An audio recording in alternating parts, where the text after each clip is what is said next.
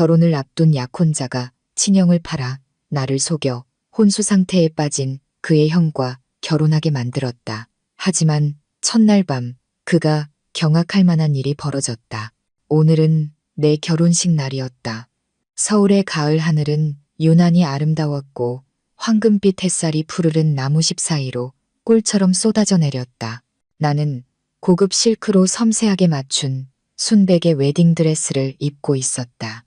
머리는 깔끔하게 올려 묶었고 은은하면서도 품격 있는 화장이 돋보였다. 거울 속에 나는 25살 눈부시게 빛나며 행복에 가득 찬 신부의 모습이었다.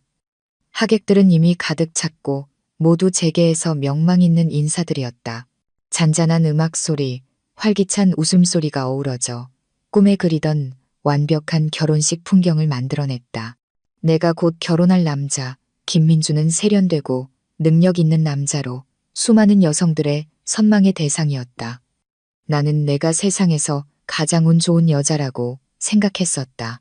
그런데 예식 직전 내가 대기실에서 민준이 내 손을 잡고 버진 로드를 걷게 될 순간을 가슴 설레며 기다리고 있을 때 민준이 방으로 들어섰다. 그는 여전히 흰색 정장을 멋지게 차려입었지만 얼굴에는 신랑으로서의 기쁨이라곤 찾아볼 수 없었다. 그의 표정은 차갑고 냉정했으며 나를 마치 길을 막는 장애물처럼 쳐다봤다. 그는 문을 쾅 닫았고 건조한 소리는 불길한 징조처럼 울려 퍼졌다. 지수야, 너에게 할 말이 있어. 그의 목소리는 낮고 아무런 온기도 없었다. 나는 어리둥절했고 무언가 잘못되었음을 직감했다. 무슨 일이야? 오빠? 이제 곧 예식 시작해야 하잖아. 민주는 가까이 다가왔지만 내 눈을 똑바로 쳐다보지 않고 뒤편의 텅 빈 공간만 응시했다. 이 결혼식은 네가 생각하는 대로 진행되지 않아. 오늘 네가 결혼할 사람은 내가 아니야. 나는 귀가 먹먹해지는 것을 느꼈고 세상이 뒤집히는 것 같았다. 나는 의자 등받이를 붙잡고 겨우 버틸 수 있었다. 오빠 뭐라고 하는 거야? 무슨 말인지 모르겠어. 오늘은 우리 결혼식 날이잖아. 그런 농담하지 마. 민주는 잔인하고 낯선 웃음을 비웃듯 흘렸다. 농담 아니야. 넌 여전히 김씨 집안의 며느리가 될 거야. 하지만 내 형인 김민혁과 결혼하게 될 거야. 김민혁이라는 이름은 마치 강력한 망치로 내 머리를 내리치는 것 같았다. 태산그룹의 장남인 김민혁이 어떤 사람인지 모르는 사람이 누가 있겠는가. 비즈니스 천재로 불렸지만 끔찍한 교통사고 이후 2년 동안 식물인간 상태로 누워있는 사람. 식물인간과 결혼하는 것. 이것은 한 여자가 겪어야 할 가장 잔혹한 모욕이자 고통이었다. 눈물이 쏟아져 나오기 시작했고 공들여 했던 화장이 번졌다. 왜 나한테 이래?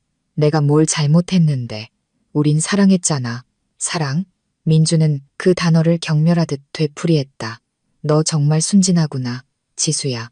너처럼 보잘것없고 의지할 데 없는 고아가 나랑 어울린다고 생각했어?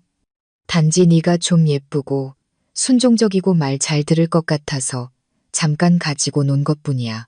그가 내뱉는 말 한마디 한마디는 내 심장에 곧바로 밝히는 칼날 같았다. 그동안 내가 온 마음을 다해 키워온 사랑이 그에게는 한낱 장난에 불과했다는 사실에 역겨움을 느꼈다. 그 역겨움은 그 남자가 아니라 내 자신의 어리석음 때문이었다. 그렇다면 왜 민혁 오빠여야 해? 나는 흐느낌을 참으며 목이 쉰 목소리로 물었다. 민주는 주저없이 자신의 목적을 밝혔다. 상속권 때문이야. 할아버지의 유언에 따르면 민혁 형은 그룹 주식의 50%를 소유하고 있어. 만약 형이 30살이 되기 전에 결혼하지 못하거나 아내나 자식 없이 사망하면 그 주식은 모두 자선단체에 기부돼. 부모님은 그런 일이 일어나도록 내버려 둘 수 없어. 네가 형과 결혼해서 법적인 아내가 되는 거야.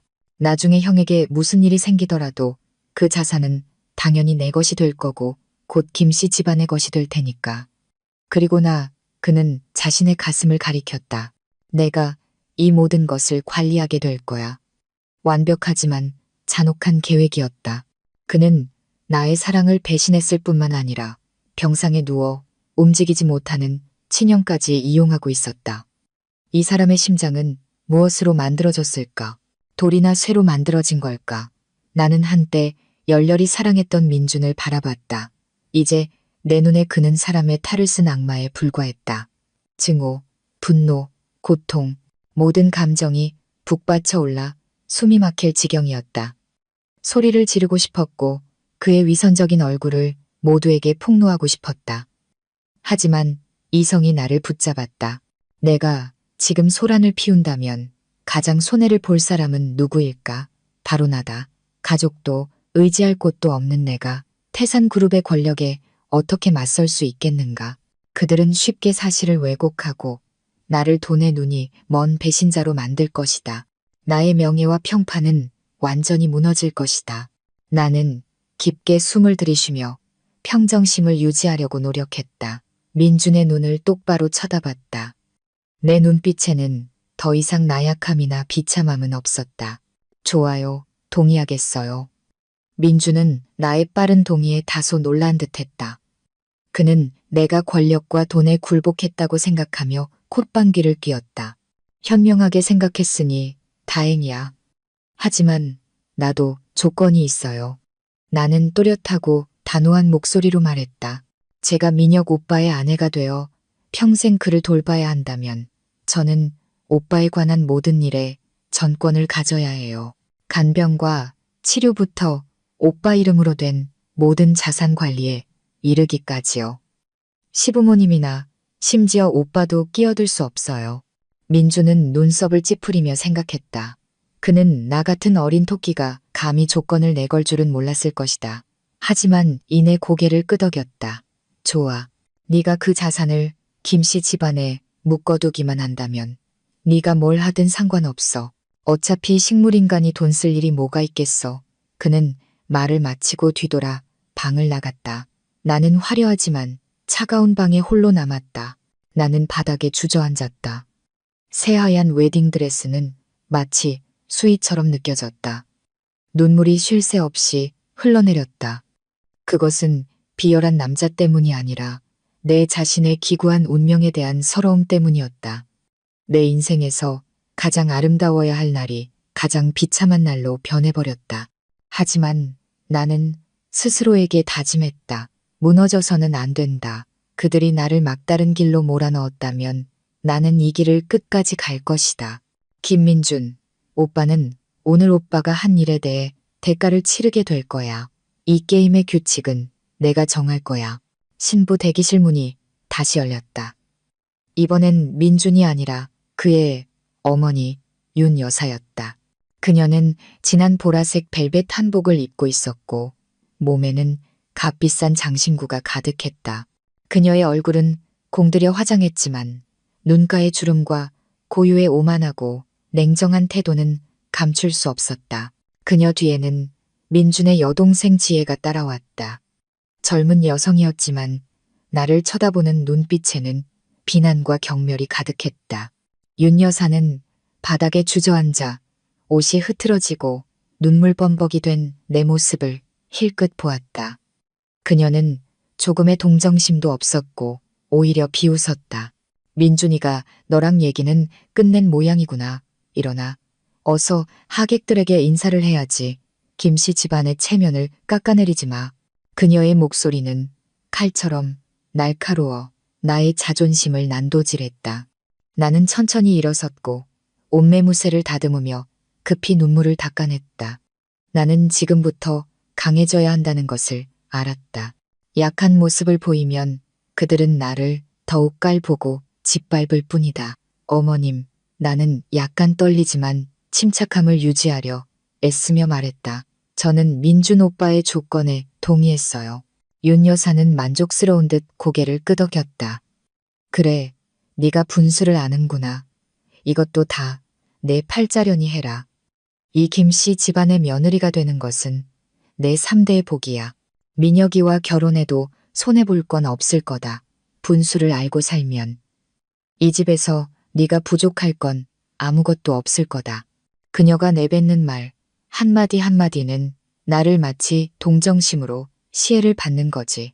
취급하는 오만함이 담겨 있었다. 옆에 서 있던 지혜가 입술을 비죽이며 끼어들었다. 엄마 말이 맞아요. 새언니는 앞으로 집에서 형님 간병이나 잘하시면 돼요. 다른 일은 신경 쓸 필요 없어요. 매달 용돈은 엄마가 따로 챙겨주실 테니 옷이나 화장품 사는 데는 충분할 거예요. 그들은 나를 그저 인형이나 아픈 아들을 돌보는 대가를 받는 고급 가정부처럼 취급했다. 그들은 나에게 김씨 집안 맏며느리라는 허울뿐인 이름만 남겨두고 모든 권리를 박탈하려 했지만 나는 그들이 원하는 대로 쉽게 두지 않을 것이다. 나는 깊이 숨을 들이마시고 윤 여사를 똑바로 쳐다봤다. 어머님, 저는 아까 민준 오빠에게 제 조건을 분명히 말씀드렸습니다. 저는 민혁 오빠와 결혼하겠지만 오빠의 간병과 재정 관리에 대한 정권을 가져야 해요. 저는 누구에게도 용돈을 받을 필요가 없어요. 저는 제 남편의 돈으로 그를 보살필 거예요. 저는 그 돈으로 최고의 의사들을 모시고 가장 최신 치료법을 찾아낸다면 기적이 일어날지도 모른다고 믿습니다. 윤 여사의 얼굴이 굳어졌다. 그녀는 나 같은 애송이가 감히 흥정을 할 줄은 몰랐을 것이다. 네가 무슨 소리 하는 거니? 네가 민혁이 돈을 다 움켜쥐려 하는 거니? 너무 욕심부리지 마. 지혜도 동조했다. 맞아요, 새언니. 이제 막 이 집에 발을 들여놓고 벌써 재산을 독차지하려고 하다니 정말 분수를 모르시네요. 나는 침착함을 유지했고 심지어 살짝 미소까지 지었다. 어머님과 지혜 씨는 오해하고 계세요. 저는 누구의 재산도 독차지할 생각이 없습니다. 그 재산은 민혁 오빠의 것이고 저는 그저 오빠의 아내로서 오빠를 위해 그것을 관리할 뿐이에요. 설마 두 분은 민혁 오빠가 깨어날 기회조차 갖지 못하길 바라시는 건가요? 아니면 두 분은 오직 그 재산에만 관심 있고 오빠의 생사는 아무래도 좋다는 건가요? 나의 말은 그들의 아픈 곳을 정확히 찔렀다.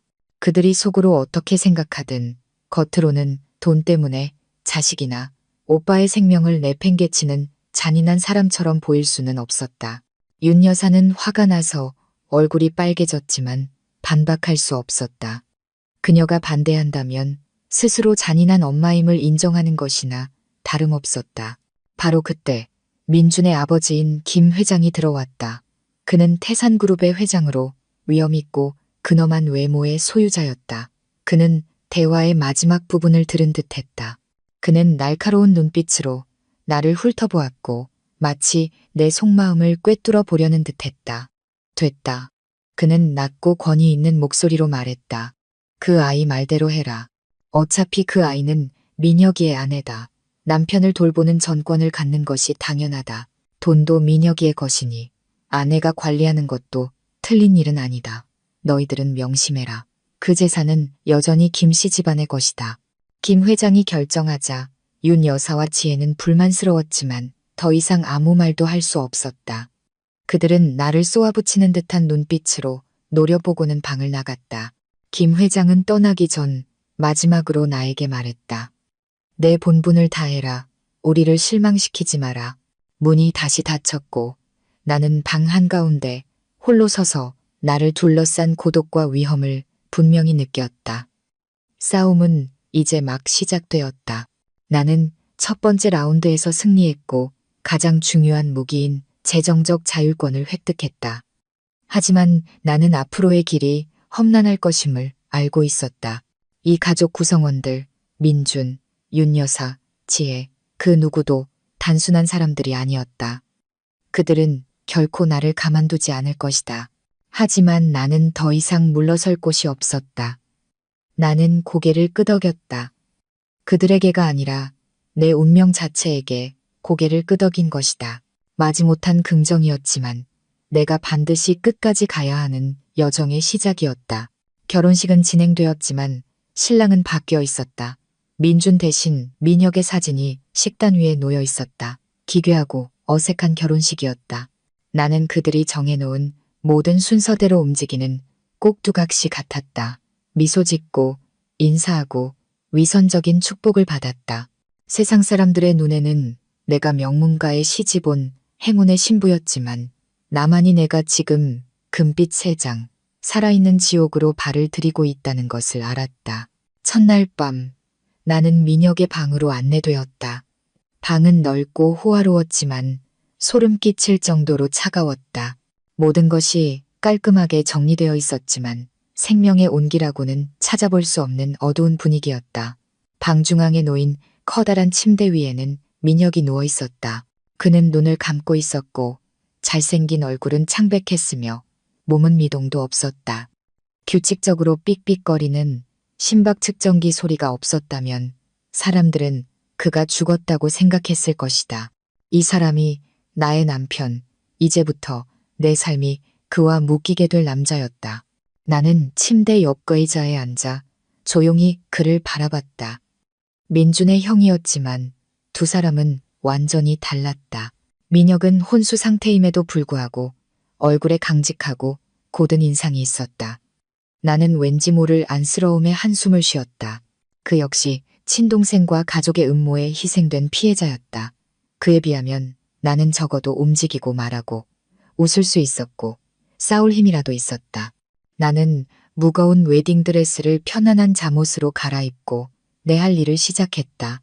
나는 그의 진료 기록을 다시 읽고 약물을 확인했으며 따뜻한 물로 그의 몸을 닦아주었다. 나는 모든 것을 조심스럽고 세심하게 처리했다. 이 결혼이 쓰라린 거래로 시작되었지만 나는 민혁이 죄 없는 피해자임을 스스로에게 상기시켰다.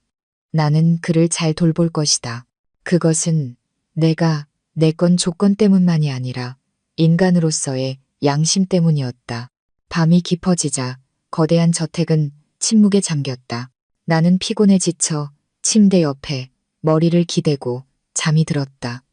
흐릿한 꿈속에서 나는 끝없는 심연으로 떨어지고 있었고 주변은 짙은 어둠뿐이었다. 나는 겁에 질려 허우적거렸다. 그때 문득 따뜻한 손이 내 손을 잡는 것을 느꼈다.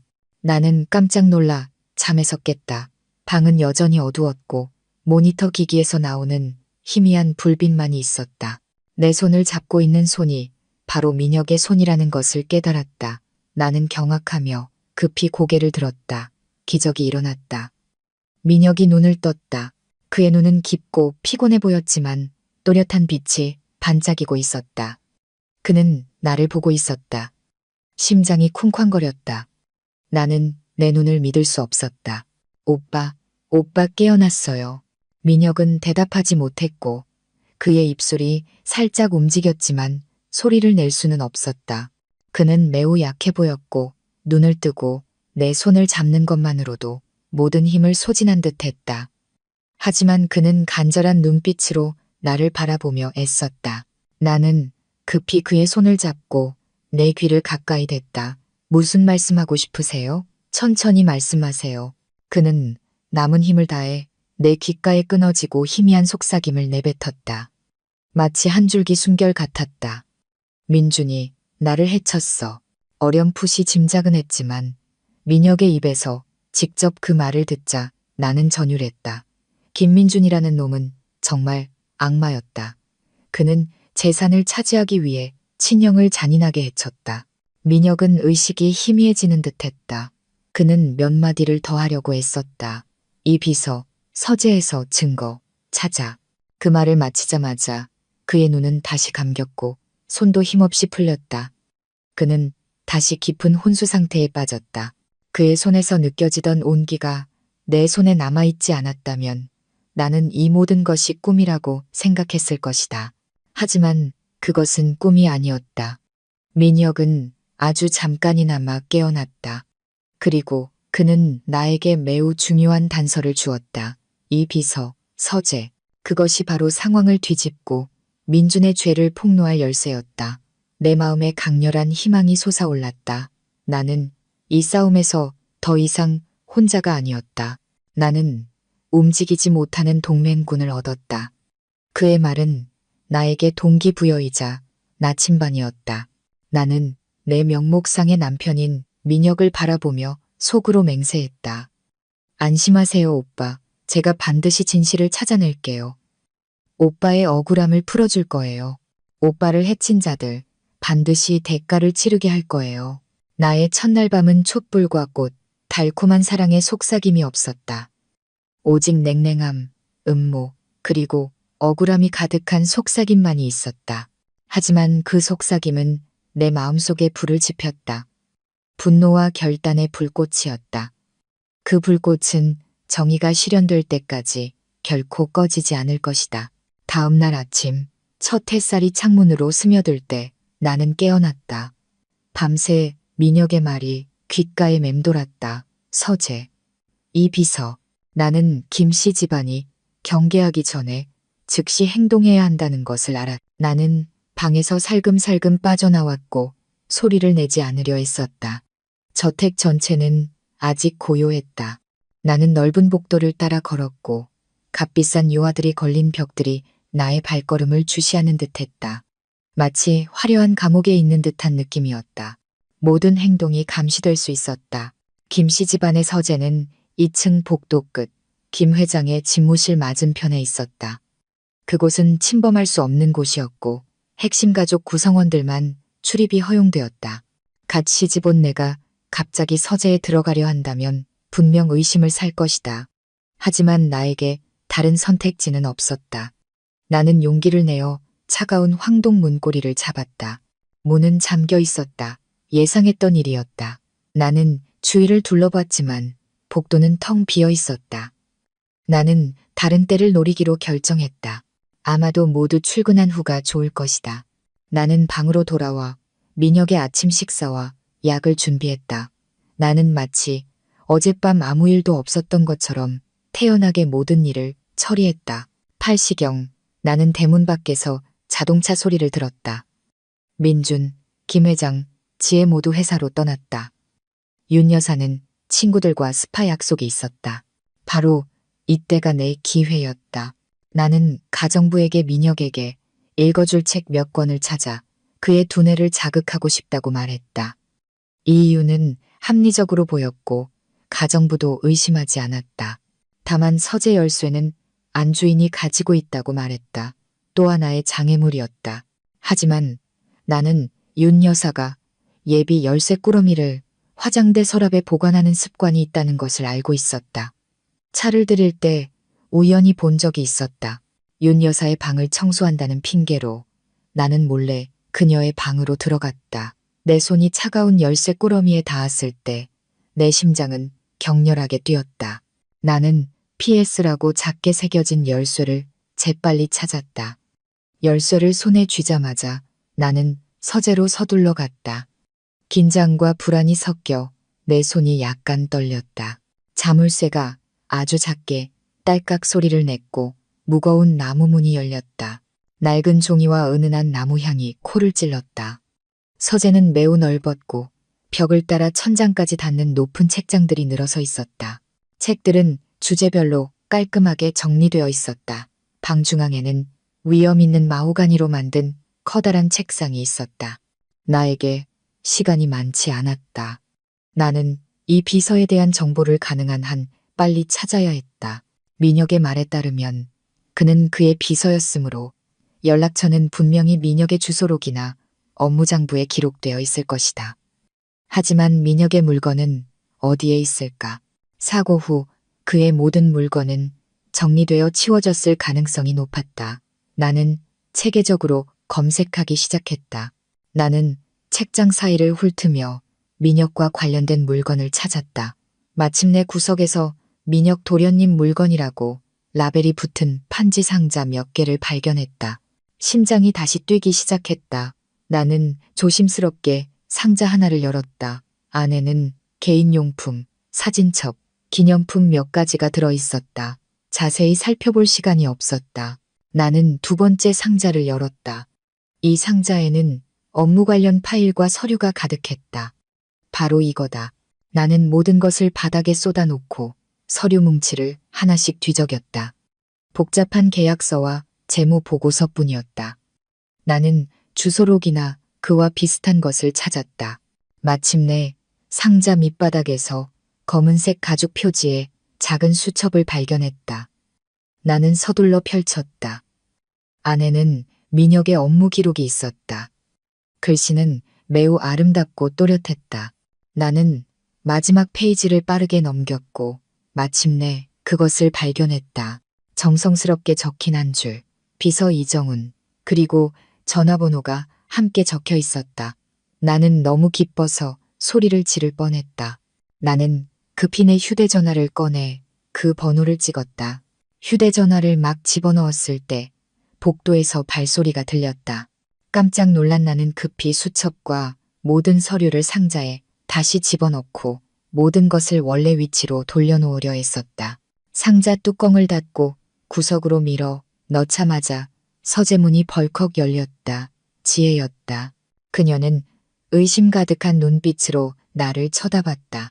새언니, 여기서 뭐 하세요? 나는 심장이 여전히 마구 뛰고 있었지만 침착함을 유지하려고 노력했다. 나는 일어나서 손을 털고 자연스럽게 웃었. 아, 민혁 오빠에게 읽어줄 책을 찾고 있었어. 여기 책이 너무 많아서 뭘 골라야 할지 모르겠네.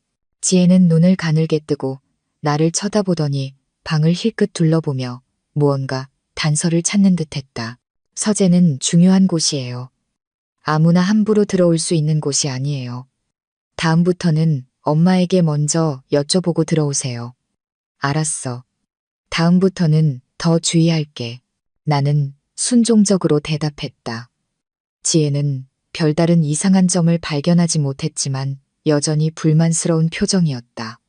그녀는 턱짓으로 나에게 명령했다. 이제 나가세요.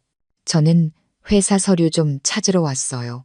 나는 고개를 끄덕이고 조용히 서재를 나섰다. 문이 내 뒤로 닫히자 나는 그제야 안도의 한숨을 쉴 수 있었다. 등은 땀으로 흠뻑 젖어 있었다. 간발의 차이였다. 조금만 늦었더라면 모든 것이 발각되었을 것이다. 나는 급히 내 방으로 돌아가 문을 잠갔다. 방금 찍은 사진 속 전화번호를 바라보며 나는 진실과의 첫 번째 연결고리를 손에 넣었다는 것을 알았다. 하지만 이정훈 씨와 어떻게 연락해야 할까? 그를 믿을 수 있을까? 그가 김 씨 집안을 상대로 증언할 용기가 있을까? 수많은 질문이 내 머릿속을 스쳐 지나갔지만 나는 시도해야 했다. 이것이 나와 민혁의 유일한 희망이었다. 나는 이것을 놓치지 않을 것이다. 이 비서의 전화번호를 찾은 후 며칠 동안 나는 감히 행동에 나서지 못했다. 나는 내가 면밀히 감시당하고 있다는 것을 알고 있었다. 특히 지혜의 감시가 심했다. 나의 어떤 수상한 행동도 그녀에게 잡힐 수 있었다. 나는 인내심을 갖고 적절한 시기를 기다려야 했다. 그동안 나는 민혁을 돌보는 일에 집중했고 이 집안에서 내 입지를 서서히 다져갔다. 첫 번째 대결은 오래 걸리지 않아 발생했다. 그날 아침 민혁을 제외한 모든 가족이 모인 대형 식당에서 아침 식사가 진행되었다. 분위기는 납처럼 무거웠다. 김 회장은 신문을 읽었고 윤 여사는 노골적으로 불쾌감을 드러냈으며 지혜는 끊임없이 나를 흘겨봤다. 상황은 내가 입을 열면서 시작되었다. 아버님, 어머님, 어제 제가 민혁 오빠 식단에 대해 상담하기 위해 영양 전문가를 모셨습니다. 의사 선생님께서 오빠의 몸이 회복을 돕기 위해 특별한 영양소가 필요하다고 하셨어요. 오늘부터는 제가 직접 새 식단에 맞춰 오빠의 식사를 준비할게요. 내 말이 끝나자마자 윤 여사는 접시를 식탁에 세게 내려놓아 귀청이 따가운 소리를 냈다. 그녀는 나를 노려보며 앙칼진 목소리로 말했다. 지금 무슨 말을 하는 거니? 이 집 음식이 충분히 좋지 않다는 거니? 우리 집 요리사 솜씨가 형편없다는 거니? 지금까지 이 집의 식사는 모두 내 손으로 관리해왔어. 네가 시집 온 지 며칠이나 됐다고 감히 하늘을 바꾸려 하는 거니? 지혜는 즉시 불에 기름을 부었다. 엄마 말이 맞아요. 새언니는 그저 형님 간병이나 하세요. 부엌일은 이미 돌보는 사람이 있어요. 혹시 이 기회에 부엌까지 장악해서 맏며느리의 권력을 보여주고 싶은 건가요? 그들은 아주 훌륭하게 협력하여 나를 시어머니를 능가하려는 버릇없는 며느리처럼 몰아갔다. 나는 지금 주저앉으면 지게 될 것이라는 것을 알았다. 나는 침착하게 젓가락을 내려놓고 윤 여사를 똑바로 쳐다봤다. 내 어조는 여전히 존경심을 담고 있었지만 나약하지는 않았다. 어머님, 그런 뜻이 아닙니다. 저는 어머님께서 항상 온 가족의 식사와 잠자리를 돌보시는 것을 알고 있으며 집안 사람들도 매우 헌신적이라는 것을 압니다. 하지만 민혁 오빠의 상태는 매우 특별하고 일반인과 같지 않습니다. 영양 전문가는 오빠의 진료 기록을 분석하여 칼로리와 미량 영양소까지 계산한 엄격한 식단을 제시했습니다. 이 일은 절대적인 정확성이 필요합니다. 저는 가정부들에게 폐를 끼치고 싶지 않아요. 저는 남편의 건강을 위해 모든 것을 제가 직접 확인하고 싶습니다. 제가 하는 모든 일은 오직 오빠가 하루빨리 깨어나기를 바라는 마음 때문입니다.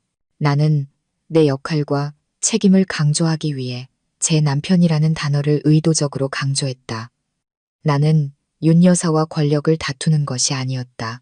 나는 그저 아내로서의 본분을 다하고 있을 뿐이었다. 나의 논리는 틀린 것이 없었지만 윤 여사는 여전히 물러서지 않았다. 내 말이 듣기는 좋구나. 하지만 네가 그의 음식에 뭘 넣을지 누가 알겠니? 혹시라도 무슨 일이 생기면 누가 책임질 거니? 이것은 노골적이고 악의적인 비난이었다. 그녀는 내가 민혁을 해칠 수도 있다고 은연중에 암시하고 있었다. 나는 피가 끓는 것을 느꼈지만 억눌렀다. 지금 화를 내는 것은 일을 망치는 일이었다. 나는 처음부터 끝까지 신문을 읽으며 침묵하고 있었지만 한마디도 놓치지 않았을 김 회장 쪽을 바라봤다. 아버님, 나는 약간 서운한 목소리로 입을 열었다. 저는 김 씨 집안의 며느리로 명목상 민혁 오빠의 아내입니다. 제가 오빠와 사랑하는 관계는 아닐 수 있지만 저의 양심은 병상에 누워 움직이지 못하는 사람, 제가 남편이라고 부르는 사람을 해치도록 허락하지 않습니다. 저는 오직 오빠가 건강해지기를 바라는 단 하나의 소망만을 가지고 있습니다. 아버님, 어머님께서 저를 믿지 못하신다면 저는 더 이상 어떻게 해야 할지 모르겠습니다. 김 회장은 마침내 신문을 접었다. 그는 윤 여사를 바라보았고 눈빛에는 약간의 불만이 있었다. 당신 말은 충분하오. 지수 말이 일리가 있어. 민혁이의 건강과 관련된 일은 그 아이가 전적으로 결정하도록 하시오. 그 아이가 민혁이의 아내가 되는 손해를 감수했으니 남편을 돌볼 수 있도록 여건을 만들어줘야 하오. 이제부터 민혁이의 일에는 아무도 간섭하지 마시오. 김 회장의 말은 판결의 망치 같았다. 윤 여사와 지혜는 불만스러웠지만 남편에게 감히 대들지 못했다. 그녀는 나를 날카롭게 노려보고는 자리를 박차고 들어갔다. 지혜도 화를 내며 엄마를 따라갔다. 첫 번째 대결은 임시적으로 나의 승리로 끝났다. 나는 그들에게 내가 쉽게 당할 약한 여자가 아니라는 것을 보여주었다. 나는 민혁의 안위와 이익에 관한 한 절대 물러서지 않을 것이다. 하지만 나는 이 싸움이 이제 막 시작되었다는 것을 알고 있었다. 그들은 결코 나를 받아들이지 않을 것이다. 윤 여사와 지혜의 눈에 담긴 증오가 모든 것을 말해주고 있었다. 그들은 나를 대항하기 위해 더 많은 음모를 꾸밀 것이다. 나는 항상 경계해야 했다. 아침 식사에서의 대결 이후 윤 여사와 지혜는 잠시 숨을 죽였다. 그들은 더 이상 나에게 공개적으로 시비를 걸지 않았지만 나는 뒤에서 쏘아보는 시선과 험담을 느낄 수 있었다. 나는 모든 것을 무시하고 민혁을 돌보는 일에 전념했으며 은밀하게 이 비서와 연락할 계획을 세웠다. 하지만 그 평화는 오래가지 않았다. 어느 날 오후 내가 민혁의 팔다리를 마사지하고 있을 때 윤 여사가 위선적인 온화한 미소를 띠며 방으로 들어왔다. 내가 시집 온 이후로 그녀가 자발적으로 민혁의 방에 들어온 것은 처음이었다. 지수야, 참 고생이 많구나. 그녀는 침대 옆으로 다가와 애정 가득한 손길로 내 머리카락을 쓰다듬었다.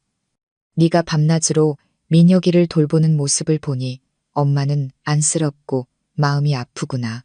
나는 이 갑작스러운 태도 변화에 몸서리쳤다. 분명 뭔가 음모가 있을 것이다. 나는 급히 일어나 공손하게 대답했다. 네, 어머님, 제가 해야 할 일입니다. 윤 여사는 내 손을 잡고 소파에 앉히더니 부드러운 목소리로 속삭였다. 얘야, 내가 착하고 효심이 깊은 아이인 건 알지만 너는 아직 너무 젊고 앞날이 창창하잖니. 민혁이는 언제 깨어날지 알 수 없어. 엄마는 네가 민혁이 때문에 청춘을 묻어버리는 것을 원하지 않아. 그녀는 동정심 많은 시어머니 연극을 시작했지만 나는 그 달콤한 말 뒤에 치명적인 함정이 있다는 것을 잘 알고 있었다. 부모님이 상의하셨단다. 그녀는 계속해서 말했다. 민혁이의 재산 문제는 복잡해. 전부 주식이나 지분 같은 까다로운 서류들이야. 너는 여자이고 경영에는 문외한이니 손을 대면 머리만 아플 거야. 그러니 그냥 위임장에 서명해서 아버님과 민준이가 대신 관리하도록 하는 게 어떻겠니? 그러면 너는 부담을 덜고 며느리가 시집 와서 재산만 노린다는 뒷말도 듣지 않을 거야.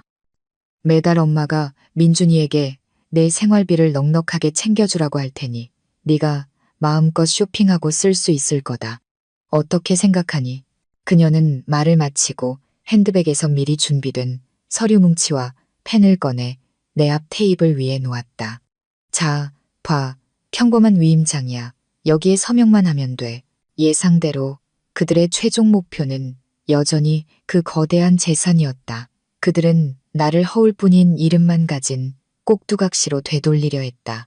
나는 재빨리 서류 뭉치를 집어들고 훑어보는 척했지만 실제로는 불리한 조항을 찾고 있었다. 그리고 그것은 훨씬 작은 글씨로 쓰인 한 구절에 있었다. 요약하자면 나 김지수는 김민혁의 법적인 아내로서 김민혁 명의의 모든 재산에 대한 상속 및 관리 권한을 자발적으로 포기한다. 정교한 함정이었다. 내가 부주의하게 서명했다면 나는 모든 것을 잃었을 것이다. 그들을 대항할 어떤 무기도 민혁을 돌볼 돈도 남아있지 않았을 것이다. 나는 서류를 테이블 위에 내려놓고 순진하고 난처한 표정으로 윤 여사를 올려다봤다. 어머님, 부모님의 마음에 정말 감사드려요. 저를 이렇게까지 걱정해 주시니 정말 감동입니다. 윤 여사는 내가 마음이 움직였다고 생각하고 의기양양하게 미소를 지었다. 그럼 서명하렴. 나는 머뭇거리며 고개를 저었다. 하지만 저는 서명할 수 없어요. 윤 여사의 얼굴에 미소가 굳어졌다. 왜? 네가 부모님과 민준이를 믿지 못한다는 거니? 아니요, 그렇지 않습니다. 나는 급히 손을 저었다. 저는 부모님을 전적으로 믿습니다. 하지만 어머님, 이 재산은 제 것이 아니라 민혁 오빠의 것이에요. 오빠의 땀과 노력의 결실이죠. 지금 오빠가 아프니 저는 아내로서 이 재산을 지켜줄 책임이 있습니다. 혹시라도 오빠가 나중에 깨어났을 때 아내가 남편의 재산을 다른 사람에게 모두 넘겨준 것을 알게 되면 저를 어떤 아내라고 생각할까요? 나는 교묘하게 책임을 민혁에게 전가하며 남편을 위해 헌신하는 아내의 모습을 연출했다. 이 이유가 충분치 않다고 생각하여 나는 목이 메인 목소리로 말을 이었다. 그리고 어머님도 아시다시피 민혁 오빠의 치료에는 막대한 비용이 듭니다. 저는 해외에서 최고의 의사들을 모시고 싶고 최신 치료법을 시도하고 싶어요. 이 모든 것에는 많은 돈이 필요합니다. 제가 재정을 관리하지 않으면 돈이 필요할 때마다 손을 벌려야 합니다. 혹시 급한 일이 생겼는데 돈을 구할 수 없다면 어떻게 될까요? 저는 돈 때문에 제 남편이 손해를 보는 것을 두고 볼 수 없습니다. 저는 아내로서의 본분을 다할 수 있도록 제 남편의 돈으로 남편을 구원할 수 있도록 허락해 주시기를 간청합니다. 그것이 지금 저의 유일한 소원입니다. 나는 말하면서 눈물을 글썽였고 매우 가련해 보였다. 나의 논리는 이성적이고 감성적이어서 시어머니의 심리를 파고들었다. 그녀가 아무리 악랄해도 내 아들이 살든 죽든 관심 없고 돈만 신경 쓴다고 공개적으로 말할 수는 없었다. 윤 여사는 화가 나서 얼굴이 퍼렇게 질렸지만 나를 어떻게 할 수는 없었다. 그녀의 온화한 가면은 찢겨졌다. 그녀는 자신이 무시했던 며느리가 이렇게 영리하고 상대하기 어려울 줄은 몰랐을 것이다. 너 정말 대단하구나. 그녀는 이를 갈며 테이블 위에 놓인 서류 뭉치를 낚아챘다. 두고 보자. 네가 뭘 할 수 있는지. 그녀는 화를 내며 문을 쾅 닫고 나가버렸. 나는 방에 혼자 앉아 안도의 한숨을 쉬었다. 또 한 번 나는 그들의 음모에서 벗어났다. 하지만 나는 그들이 포기하지 않을 것임을 알았. 나의 확고함은 그들의 증오심을 더욱 키우고 나를 제거하려는 결심을 더욱 굳건하게 만들 뿐이었다. 싸움은 점점 더 격렬해지고 있었다. 나에게 재산 포기, 위임장에 서명하게 하려던 계획이 실패하자 윤 여사는 나에 대한 증오심이 더욱 커졌다. 그녀는 다른 전술을 사용하기 시작했다. 바로 지출 통제였다. 김 회장이 나에게 전권을 주었음에도 불구하고 그녀는 온 가족의 공동 재정 관리자라는 명목으로 나에게 지출 보고서를 요구할 권리를 주장했다. 매주 주말 그녀는 나에게 민혁을 위해 사용한 모든 비용, 약값, 물리치료사 비용, 심지어 가장 사소한 물품 구매 비용까지 상세하게 기재한 명세서를 제출하도록 했다. 모든 지출 항목은 그녀의 면밀한 검토 대상이었다. 왜 이 수입 의료용 침대를 사야 했지? 국내 침대보다 5배나 비싸잖아. 낭비 아니니? 이 물리치료사는 왜 이렇게 비싸? 그 사람이 제대로 된 자격증이 있는지 확실해. 속은 거 아니야? 방에 꽃 한 송이 꽂는데도 몇만 원이야. 돈이 썩어 넘치는 줄 아니? 그럴 때마다 나는 침착하게 자세히 설명해야 했다. 어머님, 이 침대는 욕창 방지 기능이 있고 자동으로 자세를 바꿔줘서 오래 누워 계셔야 하는 오빠에게 매우 좋습니다. 값어치를 하는 제품입니다. 그리고 이 전문가는 식물인간 환자의 재활에 오랜 경험이 있는 분입니다. 제가 아주 신중하게 알아봤어요. 그리고 꽃은 심리치료사가 아무리 무의식 상태일지라도 자연의 향기와 쾌적한 공간이 환자의 정신건강에 좋다고 하셨습니다. 나는 모든 영수증, 증명서, 심지어 내가 고용한 전문가들의 이력 정보까지 미리 준비해 두었다. 나의 철저한 준비와 확고한 논리 덕분에 그녀는 트집을 잡고 싶어도 그럴 수 없었다. 그녀는 그저 분통을 터뜨리며 말했다. 네, 남편 돈 쓰는 거니 아까운 줄 알아. 너무 헤프게 쓰다가 바닥나면 울지나 마. 윤 여사뿐만 아니라 민준도 행동을 개시했다. 그는 더 이상 나에게 공개적으로 대항하지 않고 다른 가면을 썼다. 새언니와 형에게 관심 있는 착한 시동생의 얼굴이었다. 가끔 그는 민혁의 방에 들러 건강 상태를 묻고는 나에게 위로와 격려의 말을 건넸다. 새언니 고생이 많으세요. 형님 때문에 이렇게 힘들어 하시는 걸 보니 제 마음이 아픕니다. 필요한 거 있으면 주저 말고 저한테 말씀하세요. 예전 같았으면 그 달콤한 말에 감동했을지 모르지만 지금은 역겨움만 느껴졌다. 나는 그 친절한 얼굴 뒤에 나를 찢어밟길 기회를 엿보는 사악한 늑대가 숨어 있다는 것을 알고 있었다. 그가 친절할수록 나는 더욱 경계해야 했다. 나의 확고함은 시어머니와 시동생을 상대하는 것뿐만 아니라 내가 민혁에게 쏟는 간병에도 나타났다. 나는 이것을 무거운 의무로 여기지 않고 점차 그를 진정한 가족으로 받아들이기 시작했다. 매일 나는 끈기 있게 그에게 말을 걸었고 밖에 일어나는 일을 이야기해 주었으며 책을 읽어 주었다. 나는 그가 반응하지 못하더라도 그의 영혼은 들을 수 있다고 믿었다. 나는 인터넷을 검색하여 음악이 치료에 매우 효과적이라는 것을 알게 되었다. 나는 그가 좋아할 만한 부드러운 교향곡이나 잔잔한 발라드를 골라 매일 틀어주었다. 나는 또한 전문 마사지 기술을 배워 매일 몇 시간씩 그의 전신을 마사지하여 혈액순환을 돕고 근육 위축을 막았다. 나의 헌신적인 모습은 집안의 가정부들 모두가 지켜봤다. 그들은 나를 대하는 태도를 바꾸기 시작했다. 처음에는 나를 외부인이나 이기적인 사람으로 보았지만 점차 존경심을 표했다. 가끔 그들은 나에게 오렌지 주스 한 잔이나 팥죽 한 그릇을 가져다 주며 진심 어린 격려의 말을 건넸다. 맏며느님, 힘내세요. 하늘은 보고 계십니다. 도련님은 반드시 깨어나실 거예요. 그 작은 관심들이 고독하고 지친 나에게 큰 힘이 되었다. 이 차가운 집에서 내가 완전히 혼자가 아니라는 것을 알게 해주었다.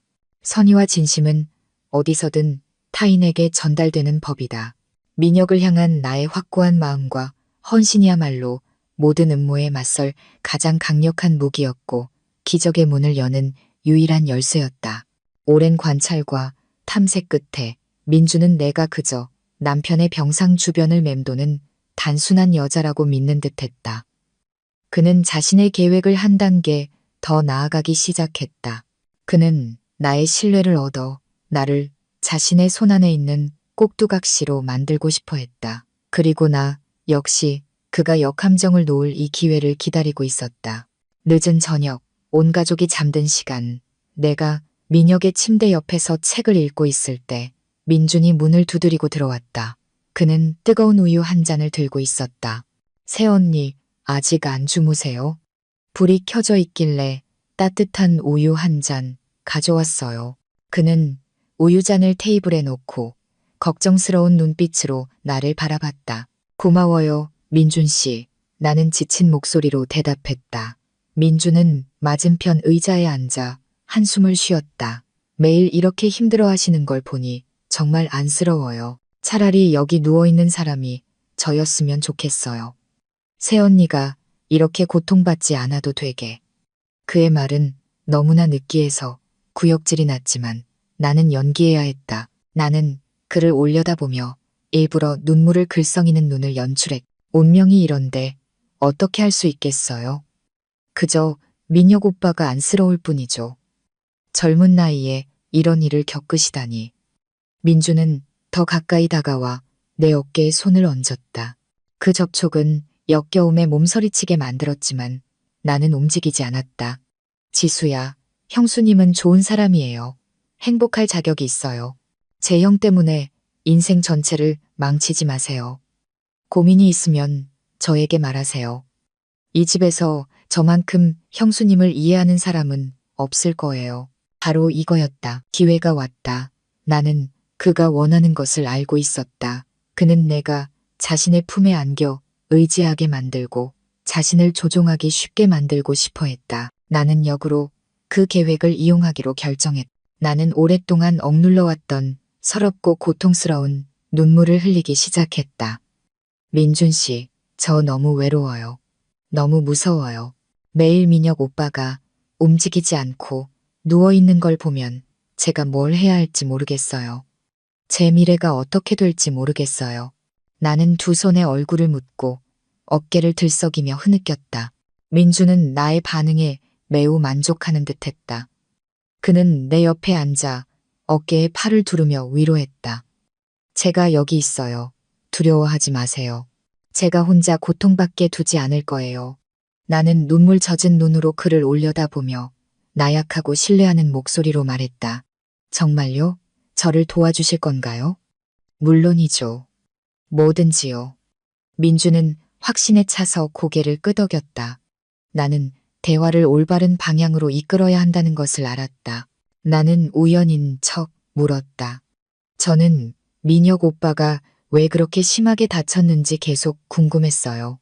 사고 당시 그렇게 끔찍한 상황은 아니었다고 들었어요. 오빠는 운전도 매우 조심성 있게 하셨는데 민주는 잠시 움찔했지만 이내 자연스러운 표정을 되찾았다. 그는 한숨을 쉬며 안쓰러운 목소리로 말했다. 운명의 장난이죠. 저도 이해가 안 가요.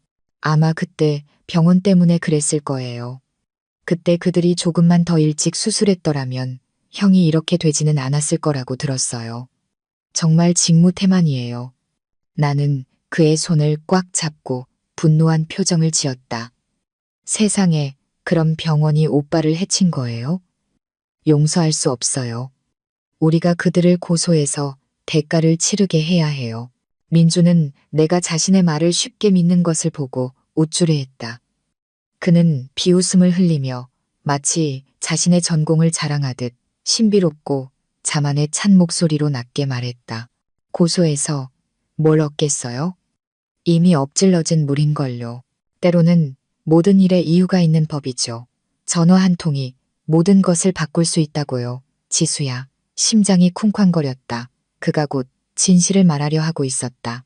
하지만 나는 더 명확한 자백이 필요했다. 나는 그를 순진하고 감탄하는 눈빛으로 쳐다봤다. 전화 한 통이라니요? 무슨 말인지 모르겠어요. 이때 나는 잠옷주머니에 넣어둔 휴대전화의 녹음 기능을 몰래 켜놓았다. 민주는 옷줄함에 취해 내가 자신에게 완전히 넘어왔다고 생각했는지 조금도 경계하지 않았다. 그는 내 귓가에 다가와 엄청난 비밀을 공유하듯 속삭였다. 그날 주치의였던 과장이 저에게 신세를 졌었거든요.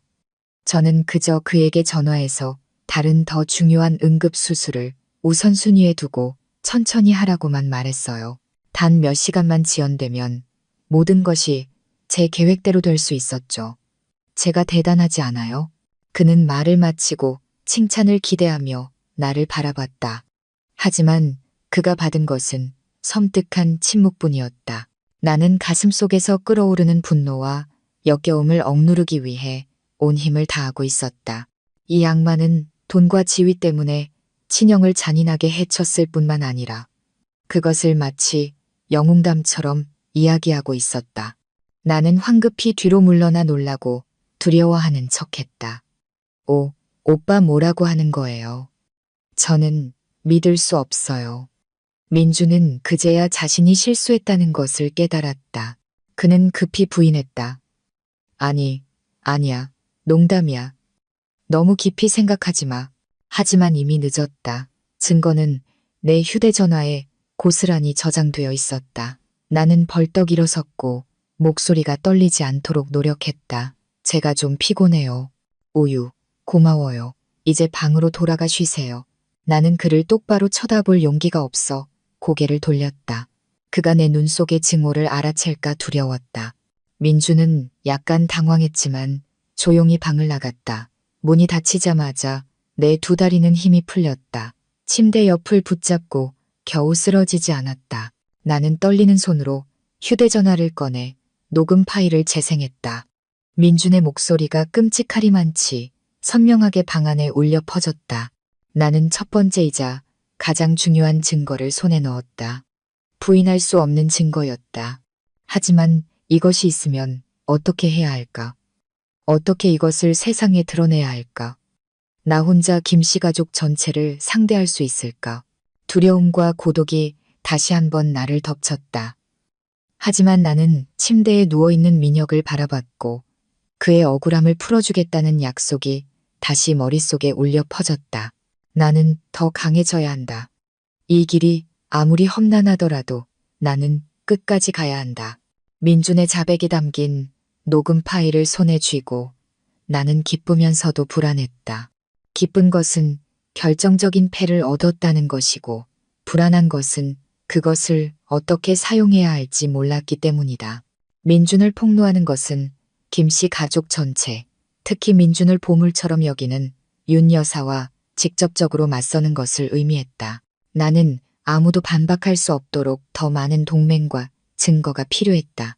내가 아직 계산하고 있을 때 폭풍이 닥쳐왔다. 그 주 일요일 김씨 집안은 가족 모임을 열었다. 겉으로는 주말 회합이었지만 나는 이것이 사실상 나를 심판하는 재판이라는 것을 알았다. 그리고 가문의 어른들은 이미 매수된 판사들이었다. 민혁을 제외한 모든 사람들이 큰 식당에 모였다. 분위기는 엄숙했지만 숨막혔다. 나는 남편의 빈자리 옆에 앉았고 마치 늑대 무리에게 둘러싸인 이방인처럼 느껴졌다. 술잔이 몇 순배 돌자 김 회장의 사촌형인 해웅 삼촌이 입을 열었다.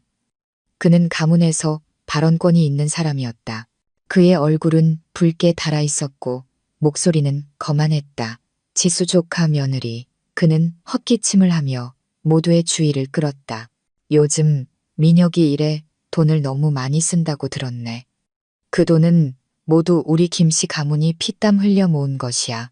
조카, 며느리는 아직 어리고 경험이 없는데 그렇게 큰 돈을 관리하는 것이 괜찮겠나? 그의 말은 공격의 시작을 알리는 신호탄 같았다. 윤 여사는 즉시 애원하듯 맞장구를 쳤다. 형님 말씀이 맞아요. 저는 엄마인데도 속이 타요. 돈이 물처럼 새어나가고 있어요. 오늘은 미국 전문가를 불렀다고 하고 내일은 독일에서 기계를 샀다고 해요. 제가 물어봐도 얼버무려서 무슨 말인지 모르겠어요. 이대로 가다가는 아무리 많은 돈이라도 바닥날 거예요. 지혜도 기회를 놓치지 않았다. 혜웅 삼촌, 새언니가 돈을 너무 사치스럽게 써요. 입고 있는 옷도 전부 명품이고 화장품도 가장 비싼 것만 써요. 저는 새언니가 형님을 돌보는 것보다 자기 자신을 꾸미는데 더 신경 쓰는 것 같아요.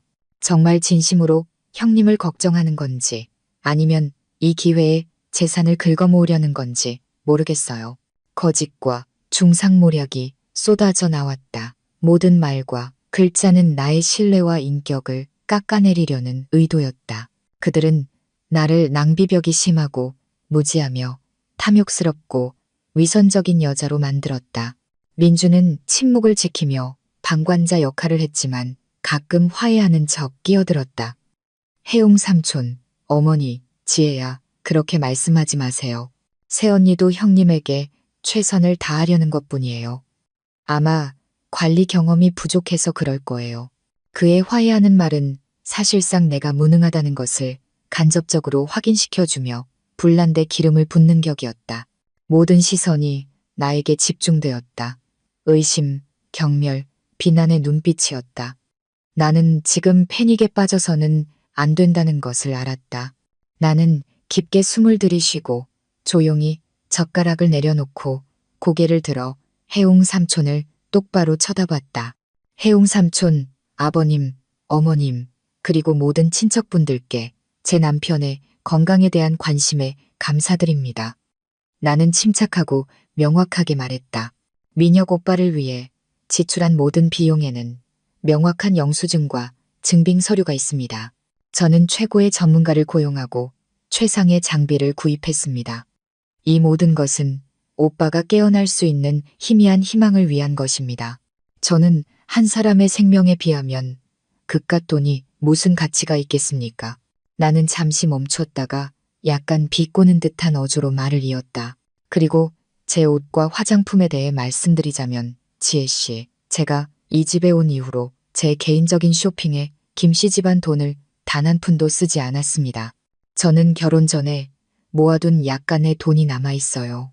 저는 아내로서 단정하고 깔끔한 외모를 유지하는 것이 시댁의 체면을 지키는 것이라고 생각합니다. 제가 잘못 생각한 건가요? 나의 논리는 지혜를 말문이 막히게 만들었다.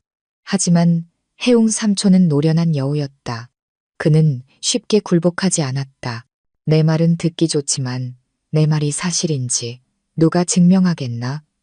영수증이나 증빙 서류는 위조할 수 있어. 네가 외부 의사나 전문가와 짜고 비용을 부풀려서 나눠 가졌을지 누가 알겠어? 이것은 노골적인 모욕이었다. 그는 나를 사기꾼으로 몰고 있었다. 식탁 전체가 옹성거리기 시작했다. 상황은 나에게 점점 더 불리해졌다. 김 회장은 눈살을 찌푸릴 뿐 아무 말도 하지 않았고 윤 여사는 속으로 득이양양해했다. 그들은 나를 궁지로 몰아 재정 관리 권한을 넘기도록 압박하고 있었다. 나는 고립감과 무력감을 느꼈다. 손에 쥔 비장의 카드, 녹음 파일을 사용해야 할까? 하지만 지금 다른 증거도 없이 그것을 내놓는다면 그들이 믿을까? 아니면 내가 민준을 해치기 위해 조작했다고 말할까?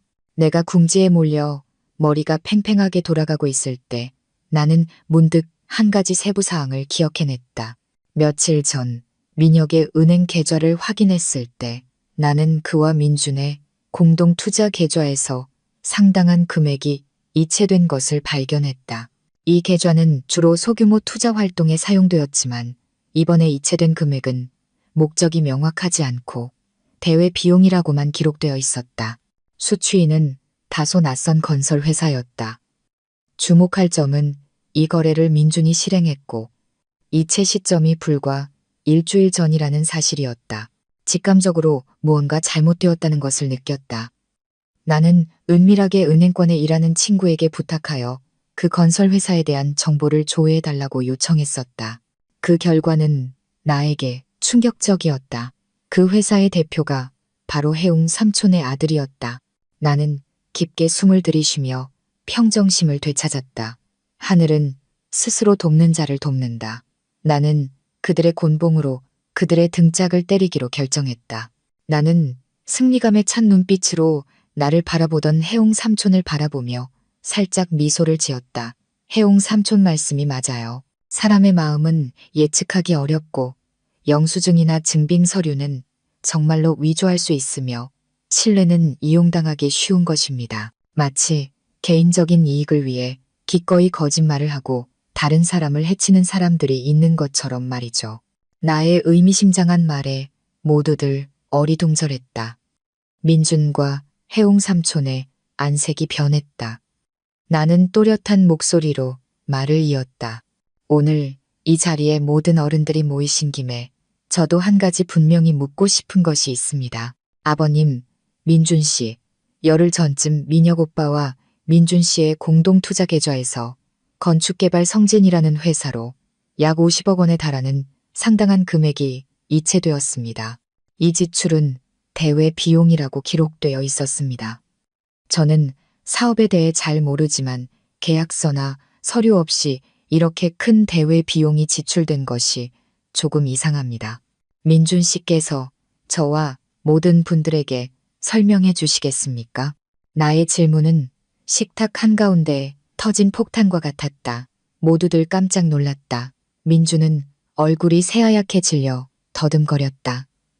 그건 회사 업무예요. 새언니가 알 필요 없어요. 나는 즉시 반격했다. 저는 민혁 오빠의 아내이자 오빠의 재산을 관리할 권한을 위임받은 사람입니다. 그 계좌는 절반이 제 남편의 돈입니다.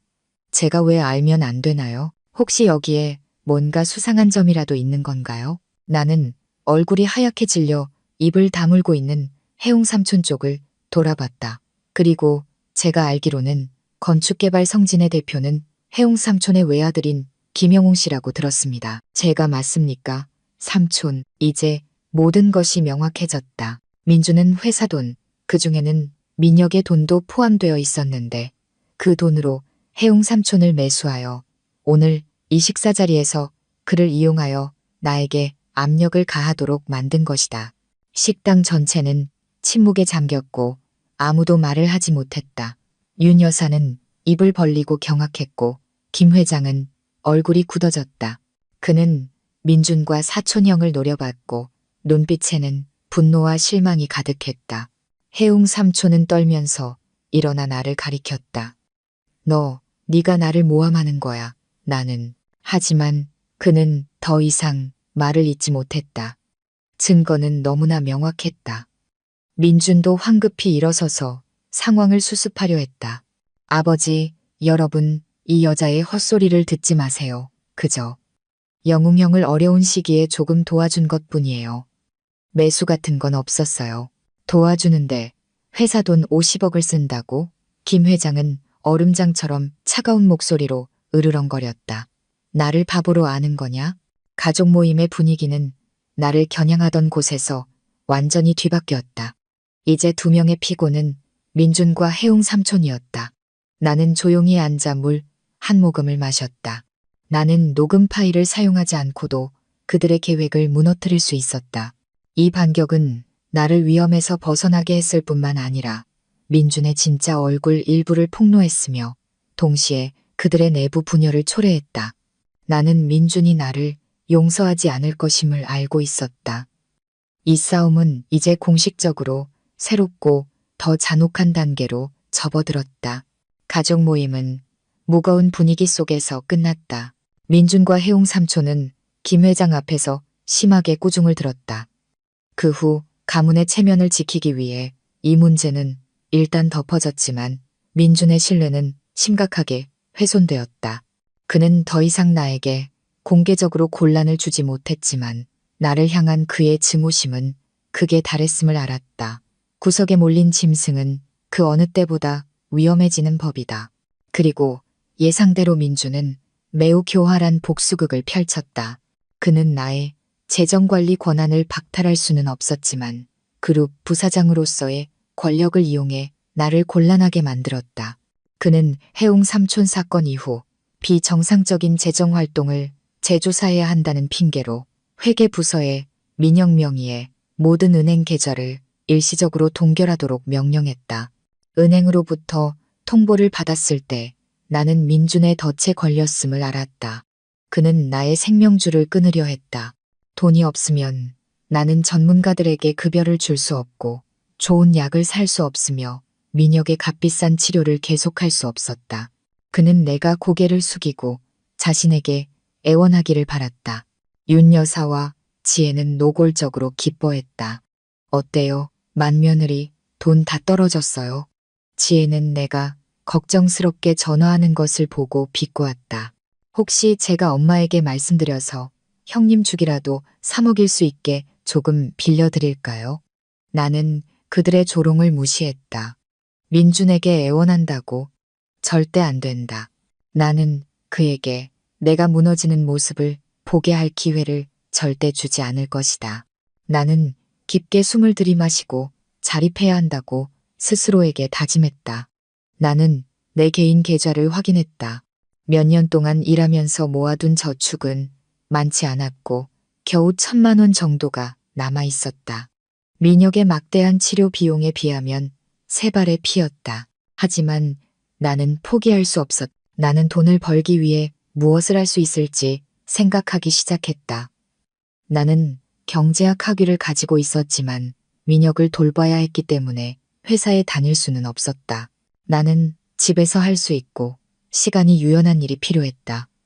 그리고 나는 나의 재능 하나를 떠올렸다. 어렸을 때부터 나는 손재주가 좋았다. 나의 어머니는 과거 유명한 재봉사였고 나에게 모든 것을 가르쳐 주셨다. 게다가 나는 전통적인 스타일의 구움 과자와 잼을 만드는 것을 매우 좋아했다. 내가 만든 생강잼, 코코넛잼, 전병 같은 것들은 모두가 칭찬했다. 내 머릿속에 아이디어가 떠올랐다. 온라인 사업. 지금은 기술 시대이고 사람들은 인터넷에서 모든 것을 팔 수 있다. 내가 시도해보지 않을 이유가 무엇인가? 생각하는 즉시 실행에 옮겼다. 나는 저축한 돈 일부를 고급 재료, 몇 가지 전문 제빵 도구, 그리고 예쁜 포장 상자를 사는데 사용했다.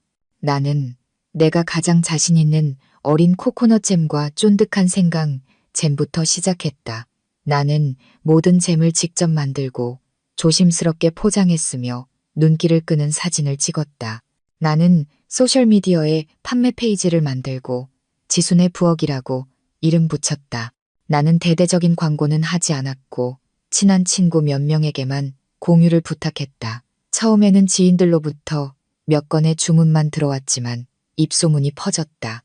내 잼을 맛본 사람들은 모두 맛있다고 칭찬했다. 그들은 내 잼이 너무 달지 않고 자연스러운 향이 나며 포장이 깔끔하고 세련되었다고 칭찬했다. 그들은 친구와 동료들에게 추천하기 시작했다. 점차 주문이 늘어났다. 나는 주문을 맞추기 위해 밤늦게까지 일찍 일어나야 했다. 낮에는 여전히 민혁을 돌보는데 시간을 할애했다. 밤이 되면 그가 잠든 후에 나는 부엌에서 향긋한 잼을 만들며 쪼그리고 앉아 일했다. 일은 힘들었고 때로는 너무 지쳤지만 내 마음은 평온했다. 내가 번 돈은 많지 않았지만 내 땀과 노력으로 얻은 것이었다. 그것은 나에게 자립심을 주었고 누구에게도 의지하지 않고 모든 어려움을 극복할 수 있다는 믿음을 주었다. 지순의 부엌은 점차 안정적인 고객층을 확보했다. 나는 몇 가지 구움 과자와 허브차를 추가했다. 월 수입은 민혁의 치료 비용에 비할 바는 아니었지만 기본적인 약값과 생활비를 충당하기에는 충분했고 누구에게도 손을 벌릴 필요가 없었다. 나의 자립의 길은 험난했지만 첫걸음은 확고하게 내딛기 시작했다. 김씨 집안에는 김 회장 외에도 그의 동생인 김태수 이사가 있었다. 그는 민준과 민혁의 둘째 삼촌이었다. 독단적이고 단호한 형과는 달리 태수 삼촌은 조용하고 온화한 성격이며 의리를 중시하는 사람이었다. 회사에서는 그저 인사팀장이라는 겸손한 직책을 맡고 있었고 아무와도 권력을 다투지 않았다. 사람들은 그를 안본지족하며 큰 야심이 없는 사람이라고 생각했지만 사실 그는 매우 내성적이며 통찰력 있는 관찰자였다. 내가 며느리로 온 날부터 태수 삼촌은 나에게 주목했다. 그는 말은 하지 않았지만 이 결혼에 뭔가 비정상적인 점이 있다는 것을 감지했다. 그는 민준의 어색함, 윤 여사의 의기양양함, 그리고 나의 평온한 얼굴 뒤에 숨겨진 고통을 보았다. 특히 그날 가족 모임에서 내가 혼자 가문 전체의 공격에 맞섰을 때 나의 침착함과 영리함은 그에게 깊은 인상을 남겼다. 내가 예상치 못한 증거로 상황을 뒤집었을 때 그는 놀라지 않았고 오히려 약간의 감탄을 표했다. 그는 이 며느리가 단순한 사람이 아니라는 것을 알았다. 민준이 민혁의 계좌를 동결시킨 후 태수 삼촌은 집안에서 유일하게 불만을 느낀 사람이었다. 그는 이것이 민준의 비열한 복수라는 것을 분명히 알았다. 그는 윤 여사와 지혜에 기뻐하는 태도가 못마땅했고 내가 한마디의 불평도 없이 모든 것을 감내하는 것을 보고 나를 더욱 존경하게 되었다. 그러다 그는 집안 가정부들이 내가 인터넷에서 잼과 빵을 팔기 시작했다는 소문을 들었다. 처음에는 그저 소일거리라고 생각했다. 하지만 어느 날 그의 비서가 사무실에 어린 코코넛 잼 한 통을 가져와 모두에게 권했다. 그녀는 감탄하며 말했다. 이 잼 정말 맛있어요, 이사님. 지순의 부엌이라는 온라인 가게 건데 맛도 좋고 포장도 예뻐요. 태수 삼촌은 잼 한 조각을 집어 맛봤다. 달콤하고 부드러우며 느끼하지 않은 맛, 매우 친숙하고 집에서 만든 것 같은 맛이었다. 그는 조용히 지순의 부엌 페이지에 들어가 보았다. 정성스럽게 찍은 제품 사진, 소박하지만 진심 어린 소개글, 그리고 고객들의 긍정적인 반응을 보면서 그의 마음은 감동으로 벅차올랐다. 그는 이 며느리에게서 비범한 강인함과 삶에 대한 투지를 보았다. 궁지에 몰렸을 때 그녀는 무너지거나 애원하지 않고 스스로 살 길을 찾고 남편을 계속 돌볼 길을 찾았다. 이 자질은 정말 고귀했고 그에게 김씨 집안의 기틀을 맨손으로 세운 아버지를 떠올리게 했다. 그는 무언가를 해야겠다고 결심했다. 그는 형과 민준의 가족과 공개적으로 맞설 수는 없었다. 그렇게 하면 집안에 불화만 생길 뿐이고 그에게는 충분한 영향력이 없었다. 그는 조용히 지지하는 방법을 택했다. 어느 날 오후 태수 삼촌은 민혁을 문병한다는 핑계로 방에 찾아왔다. 방에 우리 둘만 남았을 때 그는 온화하고 따뜻한 눈빛으로 나를 바라봤다. 조카 며느리 고생이 많네. 아닙니다, 삼촌. 나는 공손하게 대답했다. 태수 삼촌은 미소를 지었다. 자네가 온라인에서 빵과 잼 가게를 열었다고 들었네. 들어가 봤는데 맛있어 보이더군. 나는 약간 놀라면서도 부끄러워했다. 네, 그냥 심심풀이로 하는 거예요. 겸손해하지 마게. 태수 삼촌이 말했다. 만드는 사람의 정성이 제품에 담겨 있으면 먹는 사람이 느낄 수 있는 법이지. 자네는 착하고 강한 여자야. 민혁이에게 자네 같은 아내가 있는 건 축복이야. 이 집에 발을 들인 이후로 김씨 집안 사람에게서 진심 어린 격려의 말을 들은 것은 처음이었다. 코끝이 찡해졌고 눈물이 터져 나올 것 같았다. 태수 삼촌은 나를 바라보며 목소리를 낮췄다. 집안의 모든 일을 삼촌도 알고 있네.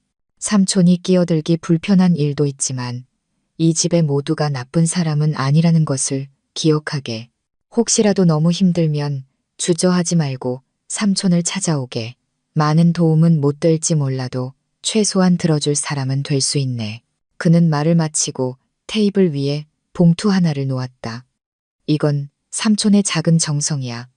회사 연말 파티용 빵과 재물 자네에게 선주문하는 셈치세.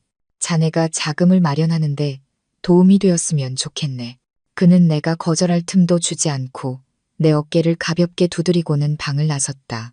나는 손에 봉투를 들고 그것이 단순한 돈 이상의 것, 인간적인 정, 인정, 그리고 희망을 담고 있다는 것을 느꼈다. 나는 이제부터 나에게 동맹이 생겼다는 것을 알았다. 친절한 삼촌, 앞으로의 싸움에서 나와 함께 할 수도 있는 사람. 내 마음속의 불꽃은 다시 한번 그 어느 때보다 강렬하게 타올랐다. 온라인 사업이 안정되고 태수 삼촌의 조용한 지원까지 더해져 나는 큰 용기를 얻었다. 나는 더 이상 망설일 수 없었다. 민준을 무너뜨릴 가장 중요한 조각은 바로 이 비서라는 사람이었다. 나는 오랫동안 간직했던 전화번호를 바라보며 이제 행동할 때가 되었다고 결정했다. 나는 직접 전화를 걸 용기가 없었다. 이 비서의 전화가 도청당할 수도 있다고 생각했기 때문이다. 나는 새로 산 유심칩을 사용하여 짧은 문자 메시지를 보냈다. 이정훈 씨 안녕하세요. 저는 민혁 사장님 아내 지수입니다. 사장님과 관련된 매우 중요한 일이 있어 뵐 수 있을까요? 문자를 보내고 내 마음은 불 위에 앉은 듯 조마조마했다. 30분이 지나고 1시간이 지나도 답장이 없었다. 나는 걱정되기 시작했다. 혹시 그가 번호를 바꿨나? 아니면 두려워서 엮이고 싶지 않은 건가? 아니면 더 나쁘게는 그가 민준의 편으로 돌아섰나? 내가 막 실망하려던 순간 휴대전화가 울렸다. 답장은 단 몇 마디뿐이었다. 어디서 언제 뵙고 싶으신가요? 심장이 크게 뛰었다. 그가 대답했다. 적어도 그는 거절하지 않았다. 나는 재빨리 답장으로 종로의 한 구석진 골목에 있는 작은 카페 주소를 보냈다. 그곳은 오래된 분위기 속에 조용하고 비밀스러운 대화에 적합한 곳이었다. 약속 시간에 맞춰 나는 카페에 도착했다. 가장 구석진 테이블을 골라 앉았고 마음을 진정시키기 위해 뜨거운 생강차를 주문했다. 약 10분 후 30대 초반의 마르고 키가 큰 남자가 카페로 들어섰다. 그는 선량해 보였지만 그의 눈빛에는 걱정과 신중함이 엿보였다. 그는 주위를 둘러보더니 내 테이블 쪽으로 걸어왔다. 안녕하세요, 이정훈입니다. 그는 낮은 목소리로 말했다. 안녕하세요, 앉으세요. 음료를 주문한 후 우리는 침묵에 잠겼다. 나는 정훈 씨가 나를 평가하고 있다는 것을 느낄 수 있었다. 그의 눈빛에는 의구심이 분명했다. 나는 바로 본론으로 들어가기로 결정했다. 이정훈 씨, 지금 많이 불안하고 저를 믿지 못하신다는 것을 압니다. 하지만 제가 하는 모든 일은 오직 민혁 오빠의 억울함을 풀기 위한 것임을 맹세합니다. 정훈 씨는 아무 말 없이 조용히 듣고만 있었다. 나는 그가 믿을 수 있도록 증거를 제시해야 한다는 것을 알았다. 저와 민혁 오빠가 결혼하던 날 밤 나는 목소리를 더 낮추며 말을 이었다. 오빠가 아주 짧은 순간 깨어났습니다. 오빠는 민준 씨가 자신을 해쳤다고 직접 말했고 저에게 이정훈 비서님을 찾아보라고 했습니다. 이 말을 듣자 정훈 씨의 안색이 완전히 변했다. 그의 눈 속의 의구심은 사라지고 놀라움과 감동으로 바뀌었다. 나의 말은 만능 열쇠와 같았다. 왜냐하면 민혁의 가장 신뢰하는 측근만이 그의 역할을 알았기 때문이다. 사장님이 정말 깨어나셨었나요? 정훈 씨의 목소리가 떨렸다. 나는 고개를 끄덕였고 내 눈도 붉어졌다. 아주 잠깐이었다가 다시 혼수 상태에 빠지셨어요. 하지만 저는 오빠가 하신 말씀을 아주 분명히 들었습니다. 이정훈 씨, 도대체 무슨 일이 있었던 건가요? 제발 저에게 말씀해 주세요. 정훈 씨는 길게 한숨을 내쉬었다. 그가 2년 동안 억눌러 왔던 괴로움과 억울함이 터져나오는 듯했다. 그는 말하기 시작했다. 그는 민혁이 사고를 당한 후 민준이 재빨리 모든 업무를 장악했고 자신을 포함하여 민혁의 모든 신뢰하는 직원들을 해고하거나 정근시켰다고 말했다. 민준은 사람을 시켜 자신을 감시하고 위협하여 회사를 그만두고 도시를 떠나도록 강요했다고 했다. 저는 뭔가 수상하다고 느꼈습니다. 정훈 씨는 두 손을 꽉 쥐며 말했다. 저는 조사를 시도했고 끔찍한 진실을 발견했습니다. 사고가 난 날 밤 민혁 사장님은 위독한 상태로 병원에 실려왔고 긴급 뇌 수술이 필요했습니다. 하지만 수술은 거의 3시간 동안 지연되었습니다. 병원에서 제시한 이유는 더 위독한 환자를 우선해야 했기 때문이었습니다. 하지만 저는 그것이 거짓말이라는 것을 알았습니다. 그럼 진실은 무엇인가요? 나는 심장이 조여오는 듯 재촉했다. 정훈 씨는 나를 바라봤고 그의 눈빛은 분노로 가득했다. 진실은 민준 이사가 주치의에게 전화해서 수술을 지연시키도록 요청했다는 것입니다. 그 대가로 민준 이사는 그 의사에게 거액의 돈을 이체했습니다. 하늘이 무너지는 것 같았다. 민준의 자백을 들었음에도 불구하고 제3자의 입을 통해 섬뜩한 세부 사항을 들으니 나는 여전히 충격과 분노를 금할 수 없었. 내가 침묵하자 정훈 씨는 말을 이었다. 저는 그때 고발할 용기가 없었습니다. 김 씨 집안의 권력이 너무 컸습니다. 저는 그저 평범한 직원이었고 화를 입을까 두려웠습니다. 하지만 제 양심이 2년 동안 저를 괴롭혔습니다. 저는 은밀하게 모든 것을 수집했습니다. 저는 언젠가 진실이 밝혀질 것이라고 항상 믿었습니다. 그는 말을 마치고 비닐봉지에 조심스럽게 쌓인 얇은 서류 뭉치를 나에게 밀어주었다. 이 안에 필요한 것들이 있습니다. 민혁 사장님의 진료 기록 4본이 있습니다. 입원 시간과 수술 시작 시간이 명확하게 기록되어 있습니다. 그리고 이것, 그는 다른 종이를 가리켰다. 주치의 은행 계좌 사본입니다. 수술 바로 다음 날 민준 이사가 설립한 유령 회사에서 거액이 이체된 기록이 명확합니다. 나는 떨리는 손으로 서류 뭉치를 펼쳤다. 그 안의 글자와 숫자는 모두 민준의 하늘을 찌르는 죄를 고발하는 강력하고 부인할 수 없는 증거였다. 바로 이것이 내가 필요했던 무기였다. 이 만남은 정말로 결정적이었다. 감사합니다. 정훈 씨. 나는 그를 올려다보며 무한한 감사함을 느꼈다. 저와 민혁 오빠에게 한 줄기 희망을 주셨어요. 그렇게 말씀하지 마세요. 정훈 씨는 고개를 저었다. 이것은 사장님의 명예를 되찾기 위해 제가 해야 할 일입니다. 만약 제가 증언해야 한다면 저는 기꺼이 할 것입니다. 만남이 끝나고 나는 무거운 짐을 안고 집으로 돌아왔지만 마음속에는 큰 희망이 있었다. 나는 필요한 모든 조각을 손에 넣었다. 이제 내가 할 일은 충분히 신뢰할 수 있고 충분히 영향력 있는 사람을 찾아 진실의 완전한 그림을 만들도록 돕는 것이었다.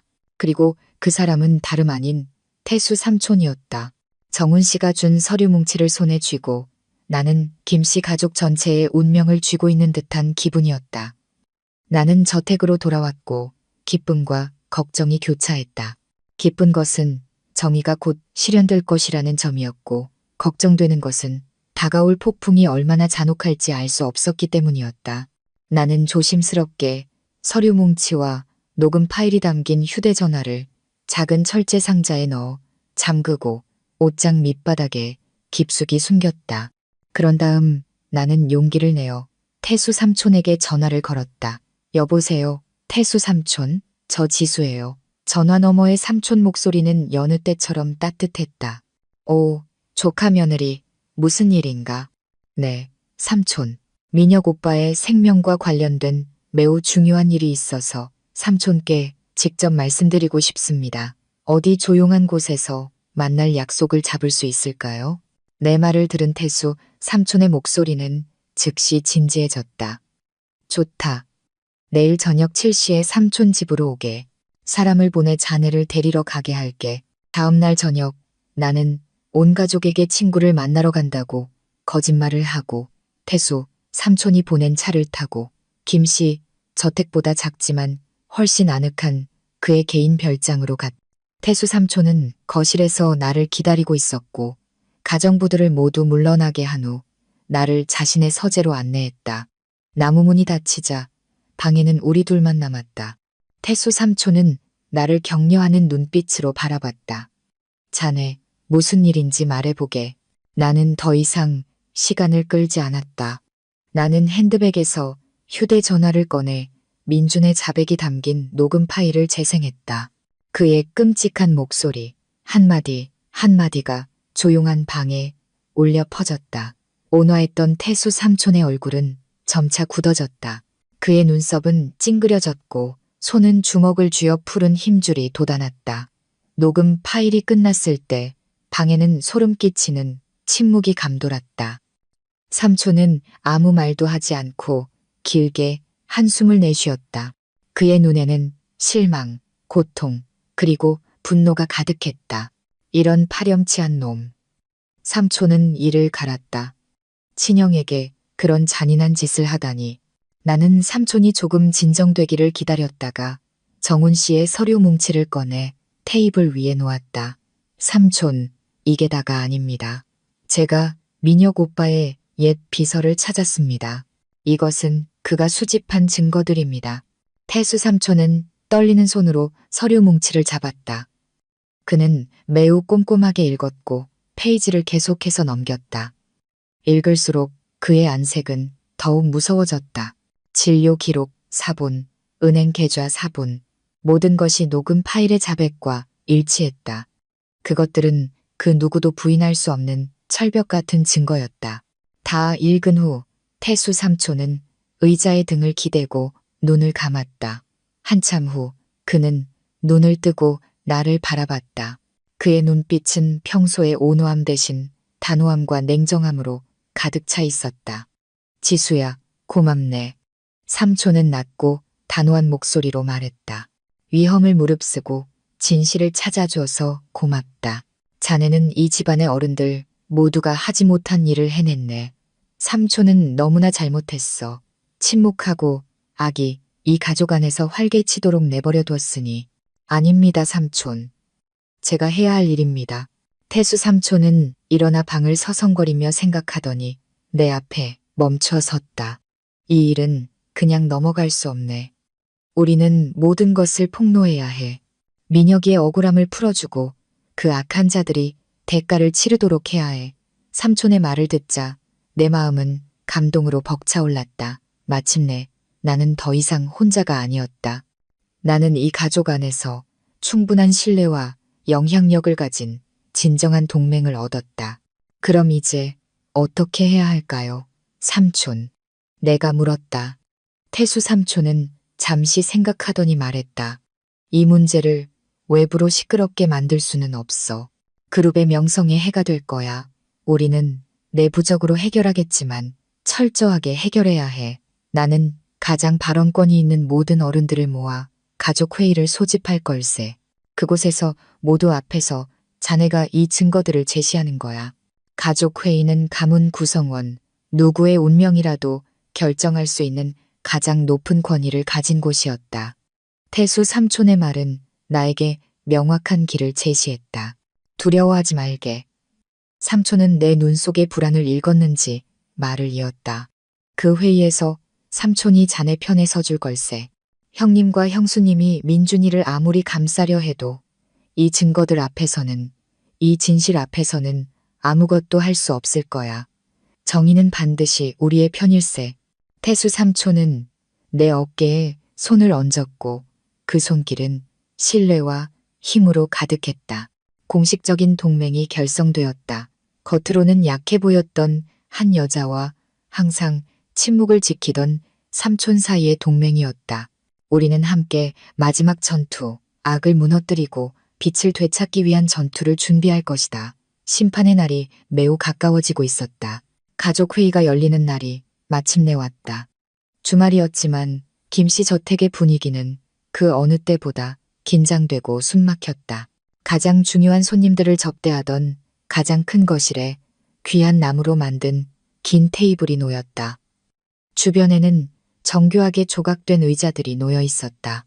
김 회장이 상석에 앉아 있었고 그의 얼굴은 근엄하고 무표정했다. 그의 옆에는 윤 여사가 앉아 있었고 그녀의 눈은 붉었고 가끔 손수건으로 눈물을 닦으며 고통받는 어머니인 척했다. 민주는 어머니 옆에 앉아 있었지만 이상하리만치 침착했고 심지어 약간의 자신감까지 보였는데 이미 준비를 마친 듯했다.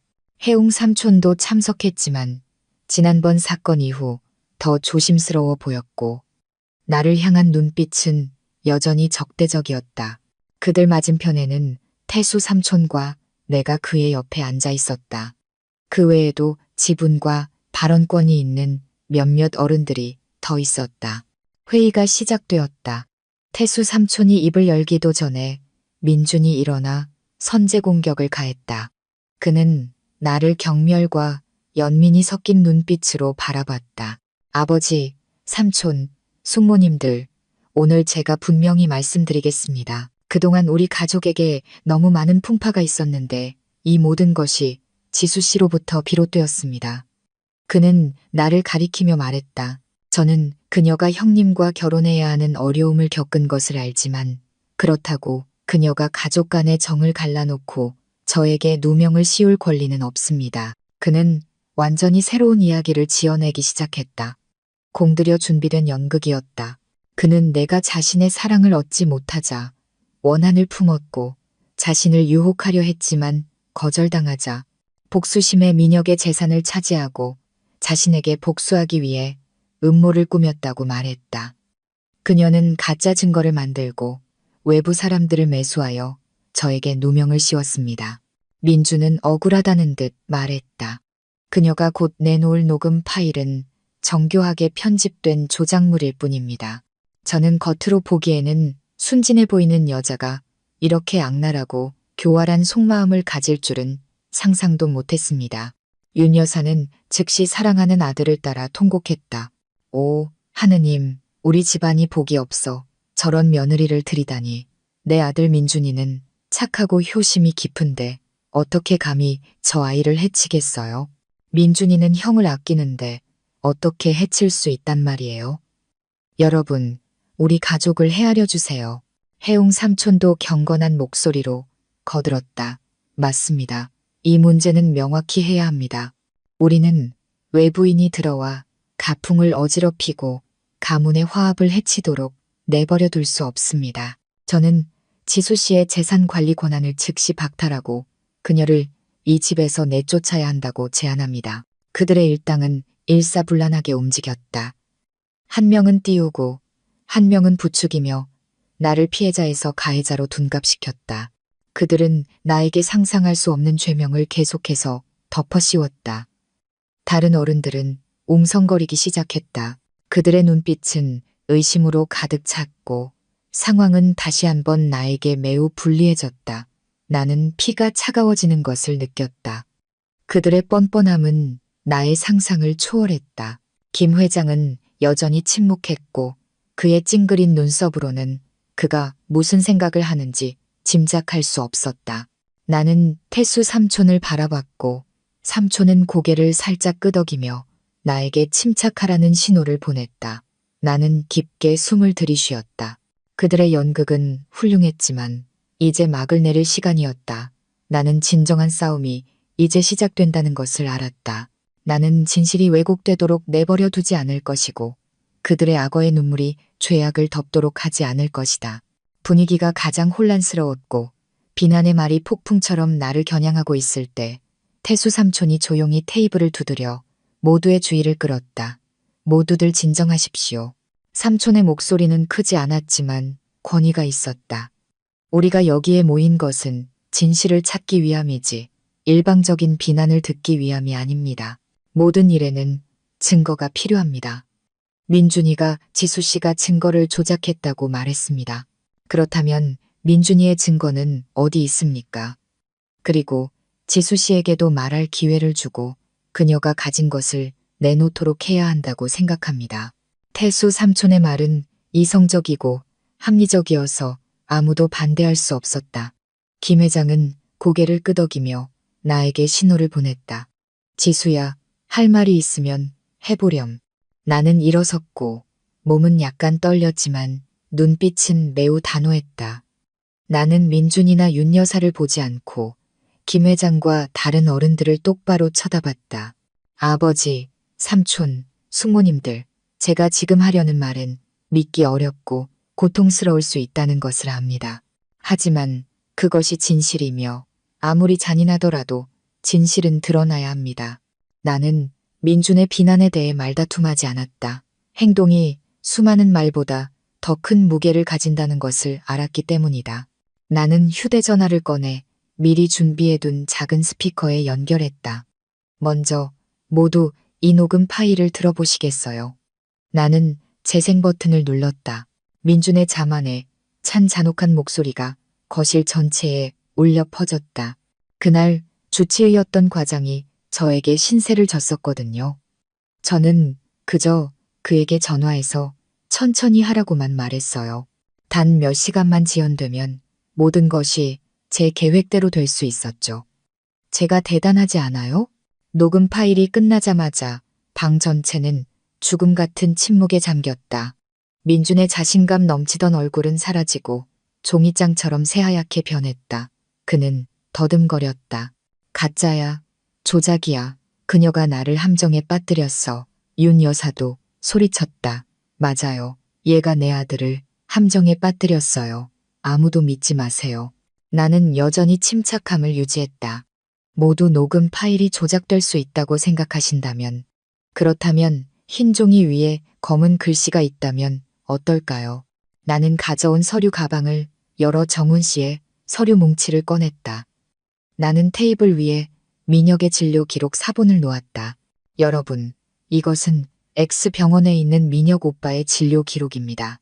모두 입원 시간이 저녁 7시이고 수술 시작 시간이 저녁 10시 30분이라는 것을 주의 깊게 봐주세요. 긴급 응급 수술이 필요한 두부 손상 환자에게 거의 3시간이 지연되었습니다. 저는 독립적인 의료 전문가에게 검토를 요청했고 그분은 이 지연이 민혁 오빠의 현재 식물인간 상태를 초래한 직접적인 원인이라고 단언했습니다. 나는 이어서 그 전문가의 서명이 담긴 의견서를 제시했다. 김 회장의 안색은 점점 더 심각해졌다. 나는 그들이 정신을 차릴 시간을 주지 않고 다음 증거를 제시했다. 그리고 이 비상식적인 지연은 왜 발생했을까요? 여러분, 이것은 민혁 오빠의 주치의였던 신경외과 과장 진태성 의사의 계좌 내역 사본입니다. 수술 하루 만에 그의 계좌로 2억 원의 돈이 입금된 것을 볼 수 있습니다. 돈을 이체한 회사는 전혀 낯선 법률 자문 회사였습니다. 하지만 조사 결과 이 회사는 사실 유령 회사였고 그 배후에는 다름 아닌 김민준 씨가 있었습니다. 나는 은행 계좌 내역 사본과 민준의 유령 회사와의 연결고리를 증명하는 서류들을 테이블 위에 놓았다. 증거는 논리적이고 빈틈없이 쌓여 있었고 민준의 하늘을 찌르는 죄를 고발했다. 마지막으로 나는 고개를 숙이고 감히 고개를 들지 못하는 해웅 삼촌을 바라봤다.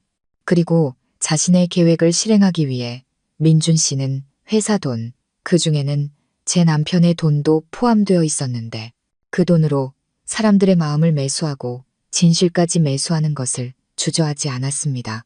해웅 삼촌 아드님의 회사로 이체된 50억 원은 더 이상 말할 필요가 없다고 생각합니다. 모든 것이 폭로되었다. 단계별로 계획된 끔찍한 음모였다. 참석한 모든 사람들은 충격을 받아야 할 말을 잃었다. 그들은 민준을 더 이상 의심의 눈초리가 아닌 역겨움과 두려움의 눈으로 바라봤다. 친형을 이렇게까지 잔인하게 해칠 수 있는 인간이라면 못할 짓이 없을 것이다. 민준과 윤 여사의 연극은 부인할 수 없는 증거 앞에서 완전히 무너졌다. 진실은 태양과 같아서 아무리 구름에 가려져도 결국 빛을 발하는 법이다. 넓은 방 전체가 정지된 듯했고 아무 소리도 들리지 않았다. 오직 김 회장의 무거운 숨소리와 윤 여사가 참으려 애쓰는 흐느낌만이 있었다. 모든 증거가 테이블 위에 놓여 있었고 명확하고 부인할 수 없었다. 민주는 방 한가운데서 얼어붙었고 땀이 이마를 적셨다. 그는 테이블 위의 서류들을 멍하니 바라보다가 분노한 아버지의 얼굴, 애원하는 어머니의 눈빛, 그리고 어른들의 경멸하는 시선을 올려다봤다. 그가 오랫동안 공들여 쌓아온 완벽한 껍데기는 산산조각 났다. 결국 더 이상 버티지 못한 민주는 무릎을 꿇었다. 그는 김 회장의 다리 옆으로 기어와 바짓가랑이를 붙잡고 통곡했다. 아버지, 아버지, 제가 잘못했어요. 제가 순간적으로 잘못 생각했어요. 아버지, 형님을 해치려는 의도는 없었어요. 저는 그저 아버지께 인정받고 싶었고 형님보다 제가 더 낫다는 것을 증명하고 싶었을 뿐이에요. 아버지, 이번 한 번만 용서해 주세요. 이 순간 그는 더 이상 세련되고 능력 있는 부사장이 아니었다. 그는 마지막 희망의 끈을 붙잡으려는 비참한 실패자일 뿐이었다. 하지만 김 회장은 조금도 흔들리지 않았다. 그의 얼굴은 차가운 돌 같았다. 그는 평생을 김씨 집안의 사업과 명성을 쌓는데 바쳤는데 가장 사랑하는 아들이 짐승 같은 짓을 하여 가풍을 망가뜨린 것이다. 그의 실망과 분노는 극에 달했다. 닥쳐. 김 회장은 방 전체에 울려 퍼지는 목소리로 포효했다. 그는 온 힘을 다해 민준을 발로 차내며 말했다. 너는 더 이상 내 아들이 아니다. 너는 김씨 성을 가질 자격이 없어. 그는 벌떡 일어나 문을 똑바로 가리키며 말했다. 나가, 당장 이 집에서 나가. 오늘 이후로 이 문턱을 다시는 넘지 마라. 그럼 내 모든 직위는 박탈될 것이다. 내 명의 모든 자산은 동결될 것이고 내 상속권도 취소하겠다. 김 회장의 말 한마디 한마디는 민준의 삶에 내리치는 망치 같았다. 직위, 돈, 상속권을 잃고 가장 중요하게는 집에서 쫓겨났다. 그는 모든 것을 잃었다. 윤 여사는 아들이 그런 대우를 받는 것을 보고 김 회장을 껴안고 울부짖었다. 여보, 당신 이럴 수 없어요. 민준이는 당신 아들이잖아요. 잘못했으면 우리가 가르치면 되잖아요. 어떻게 잔인하게 쫓아낼 수 있어요. 이 아이는 어떻게 살라고요. 당신도 닥치시오. 김 회장은 아내의 손을 뿌리쳤다. 바로 당신 때문에, 당신의 지나친 응석과 비호 때문에 이 아이가 이 지경이 된 거요. 자식을 망친 건 엄마의 책임도 크오.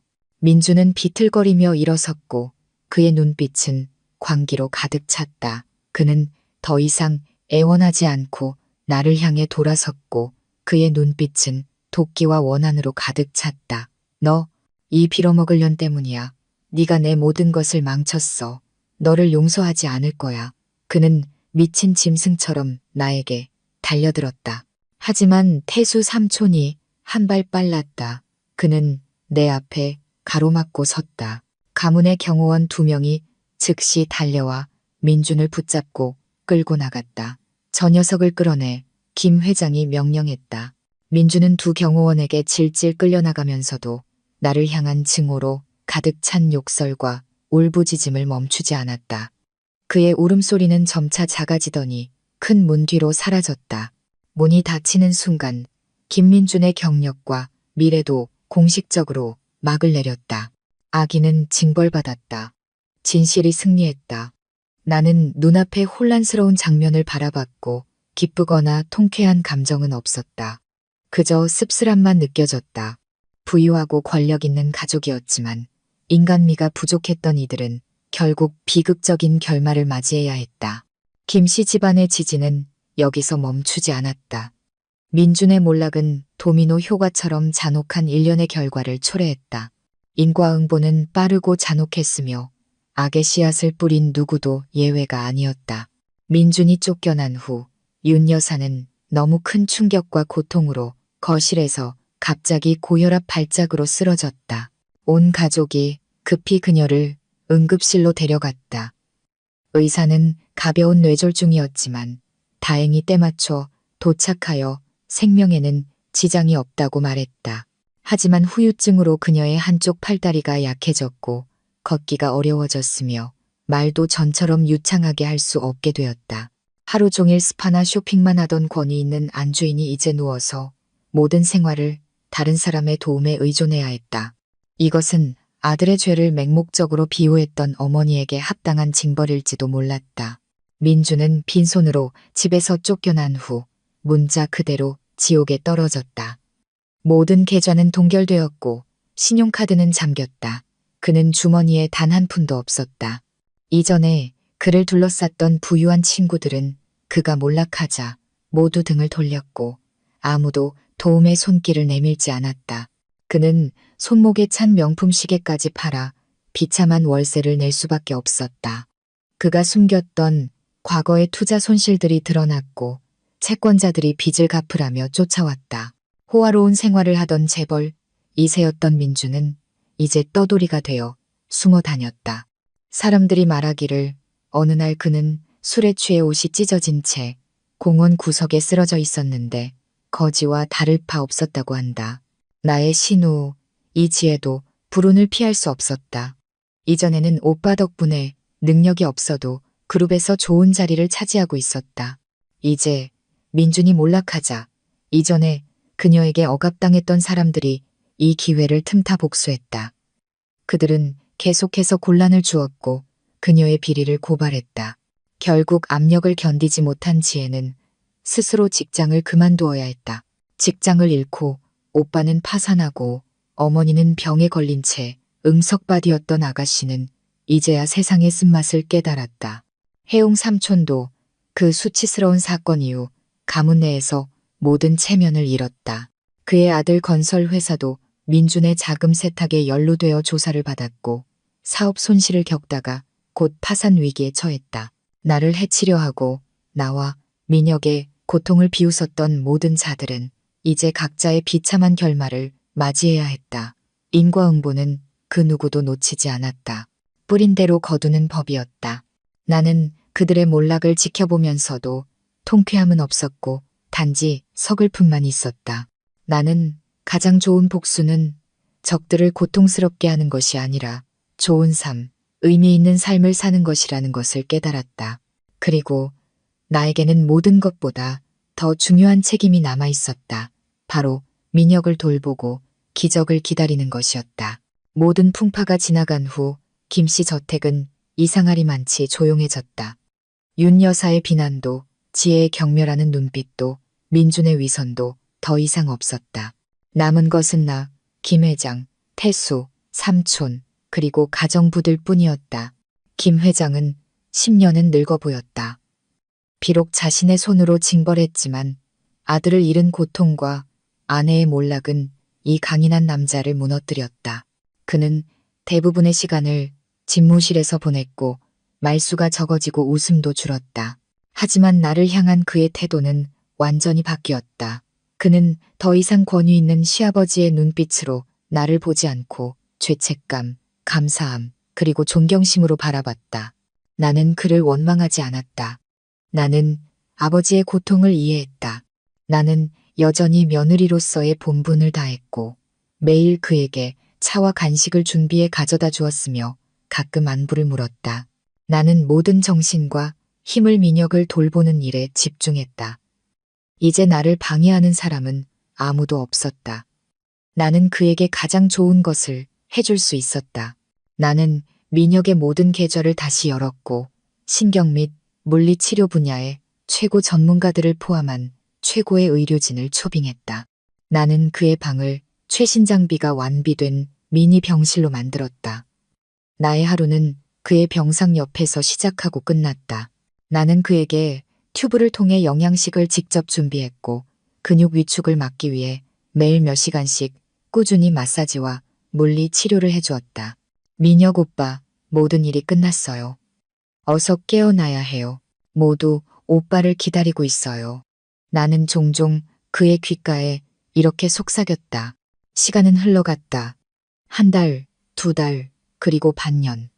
민혁의 상태는 크게 호전되지 않았다.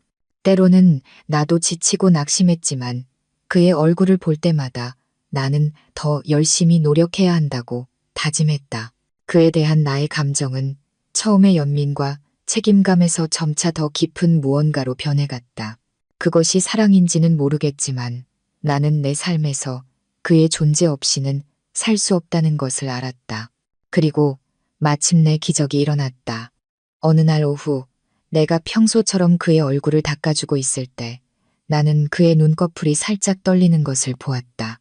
나는 숨을 멈추고 내 눈을 믿을 수 없었다. 그리고 천천히 그 눈이 떠졌다. 2년 넘게 감겨있던 깊은 눈이 이제 나를 바라보고 있었다. 그의 시선은 여전히 피곤하고 약했지만 이전과는 달리 생기가 있었다. 그가 나를 또렷하게 보고 있었다. 지수, 숨소리처럼 작았지만 내 귓가에는 천둥처럼 울리는 목소리였다. 그가 내 이름을 불렀다. 나의 눈물이 터져 나왔다. 슬픔이 아니라 기쁨 때문이었다. 나는 그의 손을 꽉 잡고 흐느꼈다. 네, 저 여기 있어요. 민혁 오빠, 정말 깨어나셨군요. 민혁은 희미하게 미소를 지었다.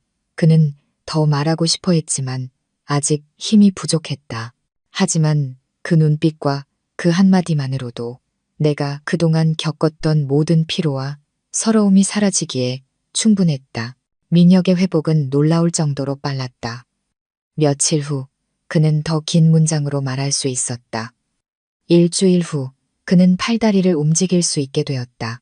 그는 민준의 음모에 대해 내가 알았던 것보다 더 자세하고 명확하게 모든 것을 이야기해 주었다. 그는 혼수 상태였지만 모든 것을 느낄 수 있었다고 했다. 나의 헌신적인 간병도 느꼈다고 했다. 고마워요, 지수. 그는 내 손을 잡았고 그의 목소리는 진심이었다. 당신이 없었다면 저는 아마 영원히 깨어나지 못했을 거예요. 당신이 저에게 새 삶을 주었어요. 민혁이 스스로 앉을 수 있게 된 날, 온 가족은 기쁨에 휩싸였다.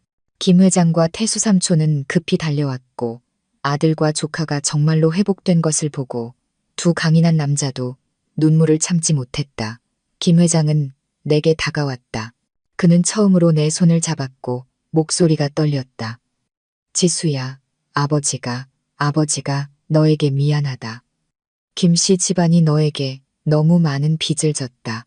나의 헌신은 마침내 가장 달콤한 기적으로 보상받았다. 민혁의 회복은 가족에게 기쁨을 가져다 주었을 뿐만 아니라 민준의 모든 죄에 대한 가장 강력한 살아있는 증거가 되었다. 모든 것이 완전히 정리되었다. 일주일 후 건강이 많이 호전된 민혁은 변호사 회의를 소집했다. 김 회장과 태수 삼촌이 지켜보는 가운데 그는 새로운 유언장과 자산양도 계약서를 작성했다. 지수, 이리 와요. 그는 나를 옆으로 불러 내 손을 잡았다. 그동안 당신은 저를 위해, 이 집을 위해 너무 많은 고통을 겪었어요. 제가 어떻게 보답해야 할지 모르겠어요. 그는 나에게 서류 뭉치를 건넸다. 저는 제가 가진 그룹 주식의 30%를 당신에게 양도하기로 결정했습니다. 또한 제 명의로 된 시내 중심가의 고급 아파트도 당신에게 선물하고 싶습니다. 이것은 저의 작은 마음입니다. 거절하지 말아주세요. 나는 깜짝 놀랐다. 주식 30%는 내가 평생 꿈도 꾸지 못할 엄청난 금액이었다. 고급 아파트까지 안 돼요. 저는 받을 수 없어요. 나는 급히 손을 저었다. 저는 오빠를 돌보는 것이 당연한 일이라고 생각했어요. 저는 아무것도 바라지 않았어요. 민혁은 온화하게 웃었다. 알아요. 하지만 당신이 받지 않으면 저는 평생 죄책감 속에서 살 거예요. 당신은 그럴 자격이 있어요. 이것을 제가 당신에게 해주는 혼수라고 생각해 주세요. 김 회장과 태수 삼촌도 간곡히 설득했다. 결국 나는 그들의 진심 앞에서 받기로 동의했다. 하지만 내 머릿속에는 이 선물들에 대한 다른 계획이 있었다. 몇 달 후 민혁이 정상적으로 걸을 수 있게 되자 그는 공식적으로 그룹으로 돌아가 자신의 자리를 되찾았다. 그의 재능과 정직함으로 그는 혼란을 겪던 회사를 빠르게 회복시켰고 그룹을 이전보다 훨씬 더 강력하게 발전시켰다. 한편 나는 부유한 안주인의 편안한 삶을 선택하지 않았다. 나는 민혁이 준 아파트를 개조하여 작은 상담 사무실을 만들었다. 나는 그것을 희망 사무실이라고 이름 붙였다. 나는 변호사와 심리 전문가를 고용하여 과거 나처럼 배신당하고 가족에게 해를 입은 어려운 처지의 여성들을 돕는 비영리 단체를 설립했다. 나는 나의 이야기를 사용하고 내가 가진 것을 사용하여 다른 불행한 사람들에게 힘과 희망을 전파하고 싶었다.